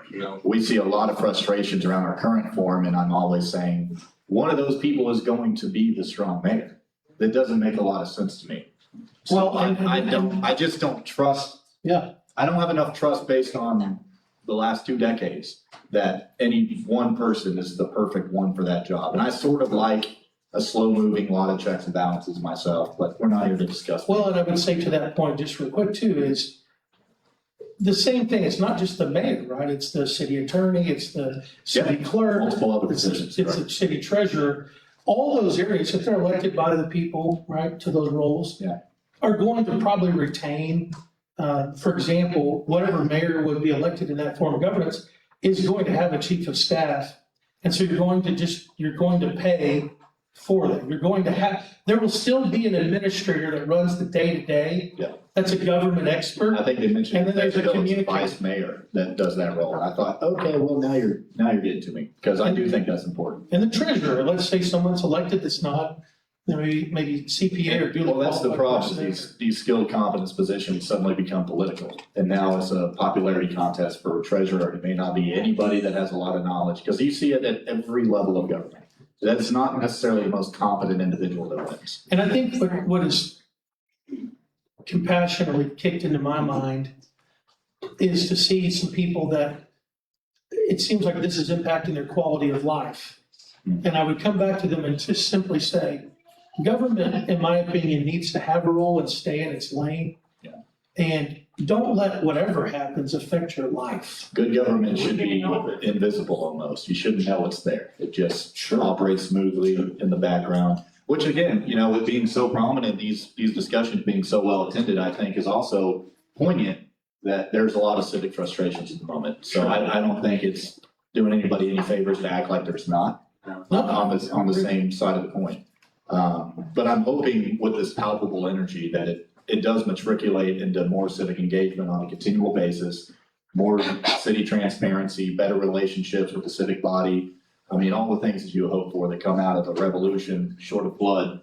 I'm kind of hoping that we see in our town and more engagement, more longevity, because I do think we have a potential for a good future. Anyways, we will move to the Q&A. Everybody, please thank Lee Kemp for joining us this evening. Stipulations and guardrails, because a few of y'all got uppity out there. Let's keep it respectful, please. If you cannot, I will take the microphone away from you and ask you to leave. So keep it respectful. Feel free to ask any questions you do have. Don't censor yourself, but don't cuss at the man either. Just come out, ask questions, keep it as respectful as you can. Try not to argue. Be a decent person. I promise it's not that hard. Can we do that? Also, I don't know if our live stream recorded with audio, so if that was the case, this wasn't like Lee paid me to do that. I don't do tech very well. Oh, gosh. But our guy Shane is telling me he's got it recorded, so if my audio didn't go through, his did, we'll pull it. Maybe Mr. McKinney can get the audio to him. So But I wanted that on the record in case somebody was like, oh, well, how convenient. Lee's conversation wasn't recorded. It's because I don't do technology very well. All right, with that, I believe we have a microphone for Q&A. Oh, And our friend Casey Millsball wants to kick us off with questions. hey, I Casey. don't need a microphone. He doesn't need a microphone. Well, you mind for the recording, but I'll repeat your question. Yeah, if I listen to you two guys, I think that Fort Smith was fine and dandy and things are blowing up. But the reality of it is our population growth has been flat for 30 years. There are 88,000 people. And over the last 15 years, there's been a lot of things that have tried to populate, to move here and grow here. And there's been two movements that have happened in the last 10, 12 years. One of them happened in 2018. When George McGill got elected, he said a lot of the same things that you're standing up there saying. Now, here we are 8 years later, and we're still talking about the same thing. So I want you to tell us the two movements that have happened in the past. You've been here your whole life, so you should know this to answer the question. Two movements that have happened. The first movement was 2018. A lot of young people know about this movement that happened in 2018. There's a lot of people in this room. But I'd like you to explain to us, in 2018, what was the movement that happened in the community? And then right now, could you explain to us the movement that's happening in the community right now? And if you don't know, I'd like to have a follow-up question. Thank you. I would go ahead and just, Casey, go ahead and give me your follow-up question, because I feel like I'm guessing your thoughts. I'm happy to talk to them, like you're going to be. Well, in 2018, there was a big movement, and I just felt like you're engaged in the community. You should really know what was happening. Because that mayor, You're talking about change of government? no, I'm talking about that. No. Okay. In 'Cause there was a discussion with McGill. 2018, let me explain it to you. George McGill ran for mayor in 2016, if I'm not really sure. He rode the coattails of a lot of young people in this room right now. We don't want to acknowledge it, but they did. A big movement happened. Ales for Trails, Peacemaking Festival, Fort Smith Coffee, Fort Smith Popcorn, Fort Smith Brewing, Bell Star Antique, Fat Tire. I mean, the list goes on. There's a lot of things. The UAFS mentor program. That's a movement in the community, and George McGill rode the coattails of that. And that's what I'm worried that you're about to do, because you're about to try and ride the coattails of a movement that's happening that you don't even know is happening. So I would like, if you can't explain 2018, explain the movement that's happening right now. Why are all these people here? Explain that to us. Yeah, You so can't do 2008. Tell me now. one, a lot of people are here because I invited a lot of people myself. So that'd be one part of this conversation. But then two, as far as, let me speak to your question to the best I can, okay? Because I still think it's vague. It's not vague. I don't have any agenda behind me or in front of me, but to serve the city that I love. As far as riding on the coattails of Fort Smith, do I think this is a good time to be involved in Fort Smith? 100%, I think it's a good time for people to be involved in Fort Smith. I'm not going to take credit for things that I don't do. And also, I don't try to always take credit for the things that I do actually take action on. For me, if you try to take credit, you're taking from that. I think the role of the mayor is to celebrate when communities do that and to be the voice of that. And that's what I want to be. What's the movement now, though? Why are all these people here? Why are all these people here? Like, can you explain the movement to us? It's happening right now. So you're speaking to the change of government. I'm speaking of whatever it may be. Let me explain it to you. These folks, Thank you, Bill. these folks are pissed. They've been pissed. That's the movement. That's the movement. People are pissed. That's the movement right now. In 2018, the movement was positive energy and happy and good energy and happy energy. That's what was happening in 2018. That's not what this is. No. That's not what these people are. These are the frustrations that Yeah. probably started fomenting circa 2015 to 2020. Sure. So Not all of it, by the way, but But to your point, just for 1 second, a straw poll, right? If you're upset and that's why you're here tonight, and you have come to express your upset, go show your hands. I'm not sure there's some. Okay. But that's not all. That would be my point, right? So I don't want to presume, I mean, yeah. Right. And the other reason I would say to this, Mr. Millsball, would be, this is why we have elections, right? I mean, truly. we're going to find out. Yeah, truly, to me, it's a poll to be able to understand what the people want. And when I saw that most candidates for this specific position seem to be running in the same lane, I think that the people deserve another option. And that's what I want. And at the end of the day, as I've told even other candidates, I want to serve all people. It's not like I'm going to ignore some other people or go beyond. That's everything George McGill said. Yeah, that's right. It is. All right, next question. Thanks, Casey. So thank you for being here tonight, and I appreciate some of the questions that you asked. Mhm. And I know that we are being referred to as angry people, but honestly, we're not angry. Me as a citizen, I'm frustrated because I see people that are hurting within our community, and our people are what makes this city great. Right. And so, ma'am, Yeah, really. you're rude. Yeah, you are. So what I want to say is that I do a lot of research. I make sure that what I'm saying at the city board meetings are accurate, and they're coming from FOIAs. So it's y'all's words that I am reading.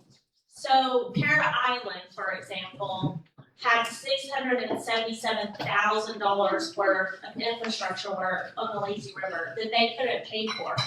So how they're profiting $1 million, I don't know, because the city and the county had to go in and help them pay for that. Right.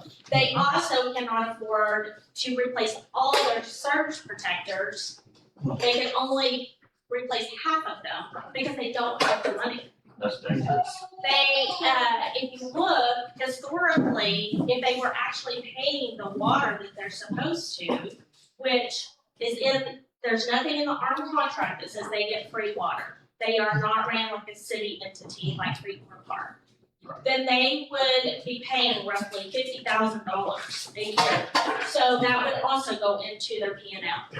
So I think, honesty and transparency is what has this community so frustrated. I think if our leadership would just come out and tell us, hey, we're in this situation and we're trying to figure it out, but instead we get lied to, and then we have to figure it out the hard way, which creates frustration. Right. And, the second part is actually a question for you. Mhm. So, parks. We're talking about the $25 million grant. We can't do the loop. We can only do the straight. It's gonna run right through at New Brick Park, where there's already been discussion of putting another park. One, where are you gonna get the money if it goes over $7 million that Parks is getting from the Parks tax? And then two, how are you gonna maintain it year after year? And still be able to come up with over $1 billion to fix the consent decree and our water infrastructure. Revenue priorities. Yeah. And I say that because everybody feels relief that the consent decree is taken care of, but we have 10 years. We're not coming up with $800 million in 10 years. So explain to me how you are gonna come up with the money and fix that gap. Sure. So thank you for your questions. So I want to address the first concern. That wasn't a question. There was a comment about the infrastructure related to the water park and the fittings. That's not a mystery of where the money came from. I was actually a candidate for office 24. I believe it was around April-ish or something to that effect. Timeline-wise, forgive me on that. But this was brought right before the board in full transparency, and they took like $400,000 number out of the profits of the water park. So there was profits, we have to acknowledge that. They were short about $300,000. We're just going to smooth numbers for conversation. And it was split between the city and the county, which is just for easy math or conversation, 150 each person or 170 each person. And then that's what covered the fittings. That fixed all fittings that were leaking, and the only ones that remain are going to need to be replaced, but they're not actively leaking based on what I've been told by all those that are involved. So when we talk about where did that money come from, it wasn't a magic thing. It was publicly talked about. They went through that, and that did drain the capital improvement account for Parrot Island Water Park, and that put a situation on hand that they had low revenue sitting in their balance there. But the city knew this, and we worked through this. So I want to speak to that. To the question about how will we talk about the trail for Bass Reeves, now it's going by Acme Brick. Andy, you correct me if I'm wrong, but I'm pretty sure the loop also went by that property because, okay, shake your head yes, because it was gonna go to Sebastian Hills, where I used to ride my bike, and then it was gonna have to cut through that neighborhood to become a loop, and it was gonna follow the railroad infrastructure, which there were concerns that you can't tie that on and do that. So the loop was going to be a loop that did go by Acme Brick. So I think you're talking about two separate conversations as far as whether it'll be a park or why did the trail go by it all of a sudden. It's not by it, it's through it, if you look at the map. Well, And the original But it's- trail plan was 2018. what they're talking about though is how to use structure that the city has. That map is not an exact. When they talked about it, they said, this is going to guide our conversations. They did not have it all figured out yet. They're still having to work that through, but they realized they did not want to go through a neighborhood. So it was going to cross or go down Greenwood Avenue, going to Sebastian Hills either way. So on the conversation. Like behind Mickle Wagner right there, it was gonna run through and behind. Sure. So, and then on the conversation of how are we going to take care of the $1 billion infrastructure for the water and the sewer when we combine the numbers? Well, one, I would simply say that, I'm sorry, my brain. So one of the things I want to say about this is that we're assuming that the infrastructure is going to be 500 to 600. That was a range that allowed us to, if the city board takes action sooner, we don't know exactly if it's going to get to that amount. That was an amount that they were trying to cover in a range. So I think we can start addressing down the biggest task of things that will get us the most results in the water infrastructure improvement. So instead of trying to focus on the whole elephant at one time, I mean, listen, there's no magic answer, and I would question anyone that stands up here and says definitively, this is how I will do it, because we're going to have a lot of changes along the way in sales use tax revenue. We're going to have a lot of changes along the way in maybe even administrations or what the federal government does in turn back dollars. And then also the reality of what will happen with inflation of that and what level do we have to resolve these issues. But they're going to come from bonds. I mean, long-term funding has to come from bonds. I understand that, but Yeah. you have to wait on bonds, and we don't have time to wait. And Well, to your point, just one second there. So the 2018 bonds are able to be recalled in 2 years, in 2028. And when we recall those, we're able to negotiate some of the water infrastructure yet again to take it on at that time. So there is a funding opportunity and window, and it allows the city to take action on what we can do, like water meters, wholesale agreements, the earmark dollars, the acquisition of easements that need to happen. I mean, we're talking about a big situation to bite on. The other thing I want to say to the concerns overall, though, is one, I can appreciate you're running for director. My conversation of running for mayor is not to talk like a director, but to talk like a mayor. I want to lead the conversation civilly and professionally. I want to make sure that the board members on the board get opportunity to have their questions answered before the meeting, so they're not feeling ignored if they were feeling ignored. I want to serve the team and bring it forward. So it's not about Lee runs and Lee brings all the solutions or acts like he knows it all, because I realize I truly don't. But we hire professionals who are experts in their field. We elect citizens to the board. It's my job to serve that board, to serve the community, to be the voice piece, to get behind this and even give credit to where credit is due, not taking credit. And even if you're really doing a good job, the things you're doing, you don't take credit for, you put it in the we box, not the Lee box. So even in the POA, when I do things in Sienna Hills and it was Lee, it was we. I just try to say, hey, look at, this is what we did together. So there you go. I think there might be more questions, so. There are. Megan? Do I get a mic? No, it's fine. No, She, I don't need it. Why Okay, does she not get a mic? I live Well, just she- south. It's actually her turn, so that's all right. Oh, Megan, I need you to wait a second. My question yes, is, ma'am. so I'm confused. You got me confused about why you want to be a mayor. You say you want to serve the community, you want to take care of us. So why are you running for a ceremonial mayor? Why are you just running for a position that has no power whatsoever? Instead of allowing the change of government and running for the mayor that would have control of Fort Smith? Yes, it's a good question. And tell me your name again, I'm sorry. Thanks, Tiffany. Tiffany, thank you for your question, and thank you for being here tonight. One, I would say I see things differently than you do. I don't see ceremonial as ineffective. I think in my day job, when I have to lead people to vote on something, I have to kind of know the vote before I get in the room. And so I have to do my due diligence of working with people on the daily to come to a situation where I could easily be outvoted. So I'm a big consensus builder naturally. And so I don't have to be a strong mayor, and not even touting to be that. I'm actually running in this form of government to be mayor.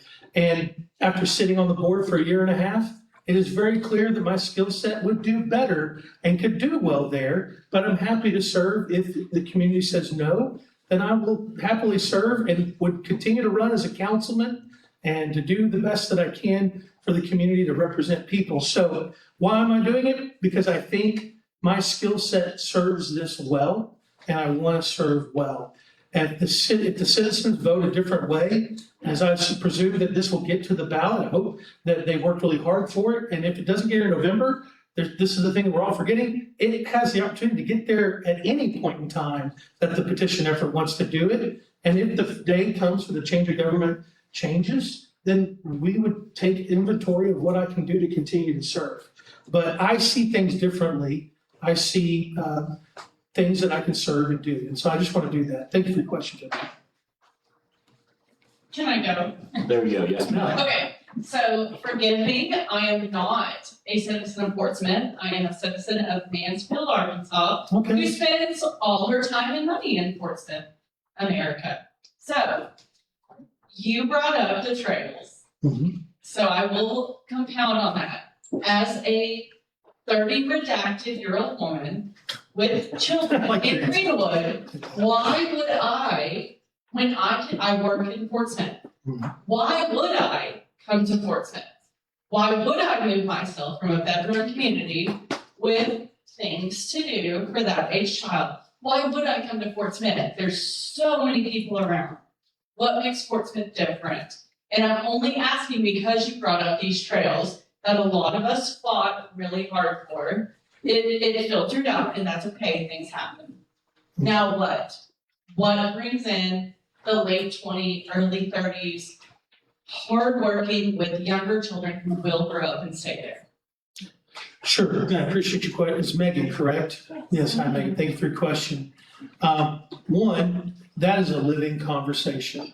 And I don't think the conversation's over on trails. As you can tell, there is action to be taken in front of us, and it's sizable action. And the park tax, we'll have to take up and chew up the difference of the shortfall. I didn't get a chance to answer that earlier, but they have a plan for that. And they also talked about, they have a built-in contingency of 30% that was there that may not even be pulled upon. So the trails, I see as a conversation that's not over. So And it's not just the trail. yes, That Yeah. was a jumping off. yes. And then from there, I think the key to me is continue to celebrate the conversation of small businesses and be that mouthpiece to create collaboration spaces. Like I was here on Saturday at the Bakery District. There was great community events that were buzzing in the community down here. That was a lot of fun, lots of vendors, lots of things to do for kids here. There's a Kids Fort Smith Play Museum that's looking to be built It's for kids museum. for kids, yes. And I'm a big supporter of that. I would love to see something like that developed in Fort Smith that puts kids get through their therapy is play. And that was one thing that I've learned in listening to that group. I think through just demographics in general, I don't necessarily want to just load the question. I would love to see what can we want to chase, and let's chase it. I don't run from ideas. I think all these ideas should be considered.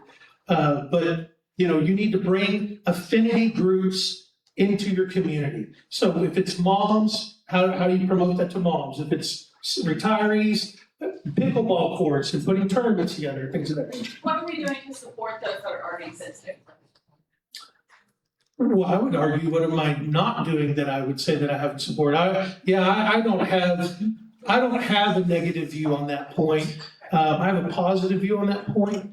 Can we always do more? Sure, we can always, even if we were doing exceptionally well, I would say that we should do more in that area.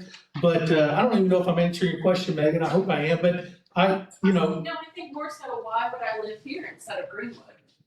well, one, I love Fort Smith more than I love Greenwood, so I'm gonna tell you my ideas. I think the idea of, what's that? You were my youth minister in Greenwood. Yeah, That's okay. We have- yeah, I know, I'm sure, okay, great. Every time I lived in Greenwood and went on a date night, I had to come to Fort Smith. So what is there to Shots do fired. for a 30-year-old person? Besides Asian food and Taco Bell at the time when I was in Greenwood, you had to come to Fort and Mazzio's Pizza. So a date night, movie theaters, bowling alleys, skating rinks, It's not nice. all those things, all the date nights I had to come to Fort Smith, yes. The Bakery District. Yes. Yes. Yeah, that's okay. Where's the mic? Joe's down. After Joey, man. Director Kemp, obviously, we've known each other a while. I ended up giving my support to you when you ran as director. And Director Kemp, I've got about 3,600 reasons why you should not run for mayor. Right. And that's because Let's keep the top three. Let's try to keep to the top three only. I think he's hinting to signature count, not we don't have time for all You didn't ask the question, the tough question, and that's what I'm getting at. All right. Yes, sir. 3,600 actually, and 30 reasons, Oh, so- plus another, whatever 66% of 1,046 is. Those are the people who voted for you to finish your term. You knew that there was gonna be a mayor election in coming up, but you ran as a city director, and you promised those people that you would finish a 4-year term. You've got 30 months to go, and you're betraying that trust of all those people who didn't vote for Russ Bragg, who didn't vote for the other candidate, but they voted for you to fulfill your term. And when you're in your retreat, did you think about that, how you were betraying the trust of the people who voted to have you serve for 4 years, not less than half of your term? So I'm asking you tonight, will you resign your position as a city director or withdraw from the mayor position because you can't serve two? You just said to us in response to a question that well, I'm here as my capacity as mayor, not as director. Well, you ain't elected mayor, you're elected as the board of director. That's question number one.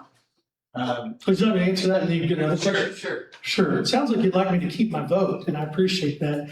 No, I wouldn't like to. You said you gave me the option to stay being a director, In fact, so. I'm having having fun with done this, Mr. everything but be a conservative.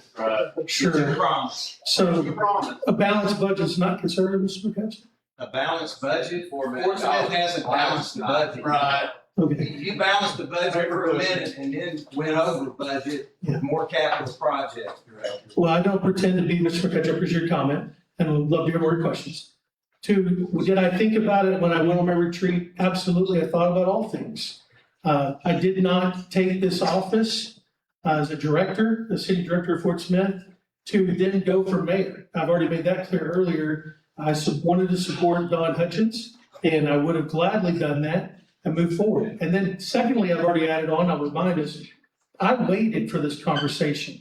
I was late to the conversation because I wanted to see who would run, what they would campaign on, and see if I could be for them. And what I've seen is that the platform, the things that matter to me, I think are not going to be represented. And so I want to do that. But I did not pretend, nor do I pretend, if it was unclear, to be the mayor at all. I just simply was trying to point out I'm only running for the current form of governance. And no, I won't resign because I was elected by the people to serve. And if I wasn't elected mayor, that process will still continue on, and I will do that. The entire city actually did not vote to approve me. Ward 3 did. So the 3,600 signatures, I actually have told this to Mr. McKinney, and I would tell us to some other people that spoke this as well. The only one that's silencing a voice at this point would be the ones that hold the petitions. That's more than you need. You could have a whole, almost 1,000 of those pulled, and it would still pass. And then there's been comments, and I'm supposed to leave your next questions. I only want to make one more point. I want to hear more questions. When people say, well, why don't you just take action? Or we know there'll be lawsuits. I have never said anything about a lawsuit. And I worked with you just recently with the Parrot Island stuff to avoid having a lawsuit for the city. I want to comply and work together. So I've not mentioned any lawsuit about signatures. And at this point, I would love for the process to go, take it and turn it in, and then let the people see. I mean, are we scared that there should be nothing to be scared of? We have the signatures. So I would love to see action taken. So with regard to the signatures, will you make a motion at the next board meeting that there will be no lawsuit if the people produce 2,607 signatures? Will you make that motion and let the other board do what they want? But the people have already 3,200 signatures, but we're not stopping yet. We're gonna go right to the last minute, to the time, we're gonna let everyone in senior citizen centers, like we were today. Sure. Will you make a motion and ask for a resolution that you and the other board members will not support a lawsuit to overturn the will of the people if we get enough signatures that we're required to under law? And I'm Gladly. Thank you, sir. I have just a couple quick comments and one question. So as far as the water leaks, that wasn't fixed because of Lee Kemp. That was fixed because of loud voices. Like a lot of us who've been coming to us, we get characterized as being loud, being negative, being agitators, that's what fixed the water leaks. Second point I'd like to mention, the balanced budget. That came on the back of fire, police, and other key city services. Those departments had cuts. They weren't able to fill positions that needed to be open, positions that needed to be filled. That's where the balanced budget came from. So, it went from the water, the water slides. And then as far as the question, in the interest of transparency and accountability, as a mayoral candidate, do you have to report campaign contributions? And if so, have you fulfilled that requirement? Yes, you have to report your campaign contributions to the Arkansas Ethics Commission. And our first report is coming due here in June.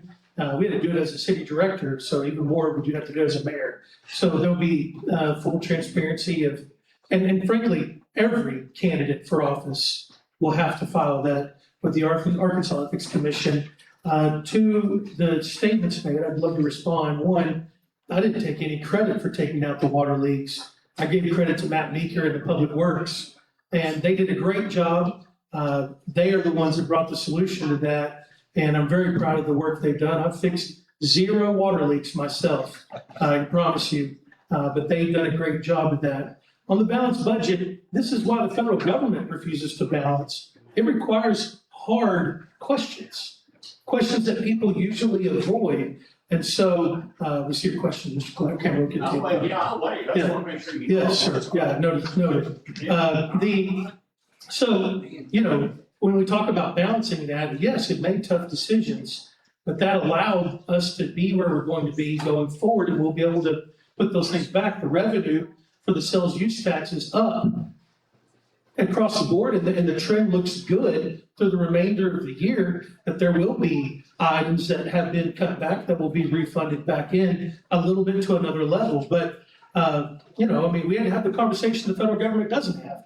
Balance and live within your means. It's what all the families in here do, and that avoids and does lead to hard conversations, and it doesn't avoid things. We move forward. I think the mic got passed. Sorry, there's somebody has a question. Yeah, I believe she's got the mic. Yes. Hello, Mr. Kemp. Hello. My name is Jacqueline Hooper. I'm pretty sure you're aware. So let me put my glasses on and read this.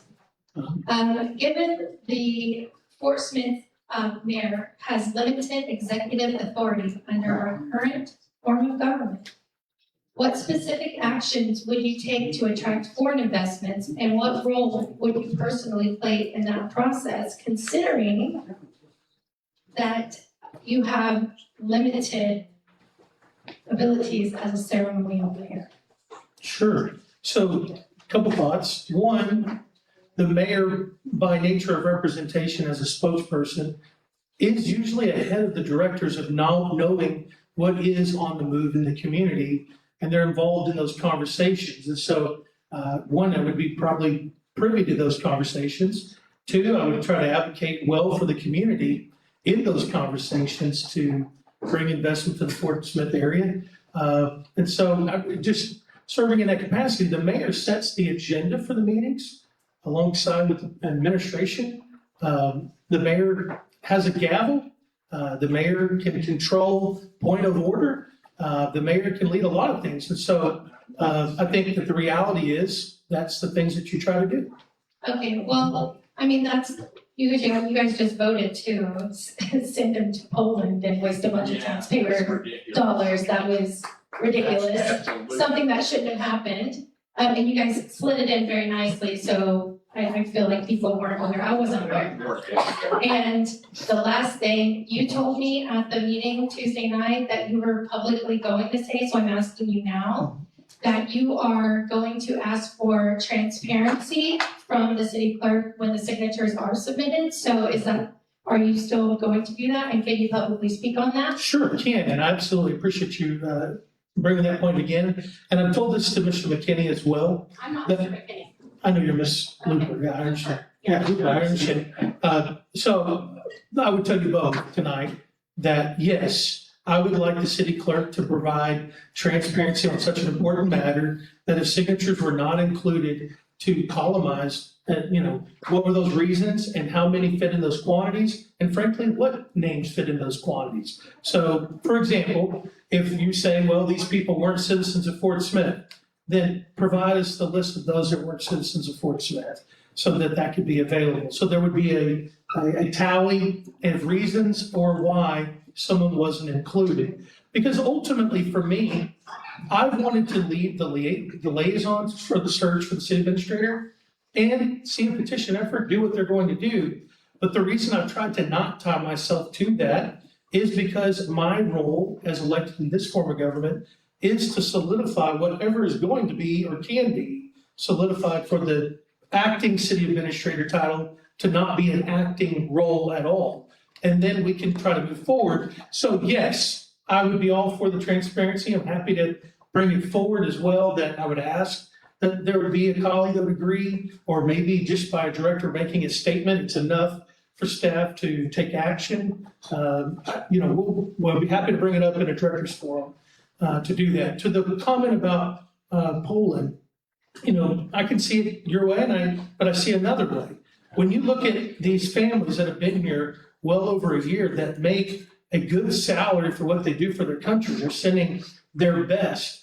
We have already captured, or we will capture other countries' sales use tax of their salary. While they live in our economy, the return on the investment is real dollars have been captured because they're spending great portions of their pay at restaurants or into the economy. So a $3,000 to $5,000 trip did have a return on its investment, maybe more than other things that maybe we spend money on as a city. So I can see it differently. You said it only cost $5,000 to send him to Poland? I don't know the cost. I'm only speculating. We do, because it was published. Okay, that's fine. So that's a lie. But I didn't lie. I didn't make a statement. I was just saying if it did, it has a return on its investment. Okay. Yes. Keep it respectful, please. Thank you all. There's a lady back there. I don't know who else has it. No, I've got it right here. Oh, hey, good to see you. All right. Hey, Mr. Chairman. I know that over the years, the mayor has had a budget of anywhere from $100,000 all the way up to $700,000. It's for a ceremonial mayor. Now, you wondered how we were gonna pay the people in the new form of government. How about we use the ceremonial mayor's money? What do you think about that? What's your idea on that? I mean, could we not do that? And also, does a ceremonial mayor need an assistant? Because as far as I'm concerned, all he needs is somebody to go to one of these little paper places and buy him a pair of scissors and a monthly planner, and he'd be good to go.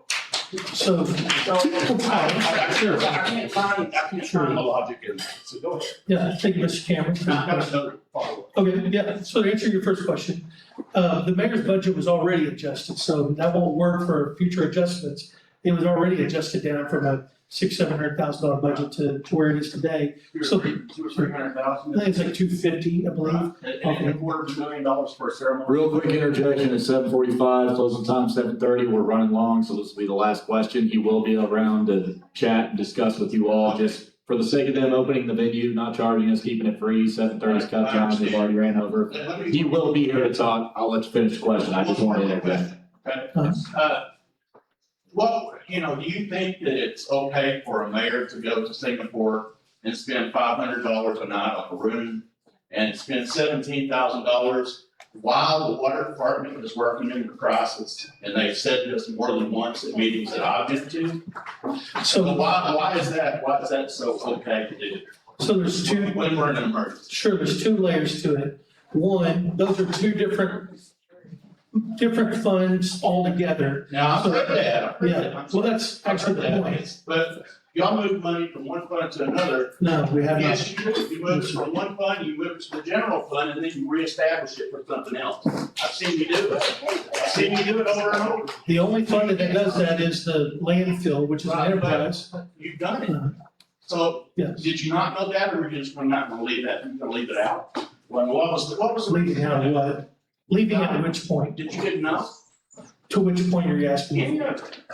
So yes, the Singapore, when we look at the, so this is a military group that's going to set up a permanent installment of their F-16 mission in perpetuity. Okay, well, that's good. And then the F-35 customer in Singapore. And then the third thing I would say is that Singapore itself is a country of great prosperity and wealth. And I don't know where we would have him stay, but I doubt it. If you're there on business, I doubt you want to put him. I don't think they have a Motel 6, but if they did, They had something under $500. perhaps, I don't know. But my comment would be, it's probably not the cheapest of trips to send the mayor to It's a Singapore. waste. Do I think that it's a waste? I see it differently than you. But at the end of the day, I would respect and try to keep those trips to where they actually have a ROI or something to return to. But Singapore is going to be here in an ongoing relationship, which will stimulate the economy. That's a fact. That answer right there just tells me right now, absolutely, that you will never get a vote from you. I don't presume that I had it, Mr. Cameron. You never did. You've been very Thank you, everybody, for coming out this evening. You've been wonderful. We'll do it again. Next Monday, we have Sarah Harrison. July 13th, we have Christina Casavis. Thank you, everybody. We appreciate it. Thank you, Lee Kemp. There's gonna be more. There's gonna be more.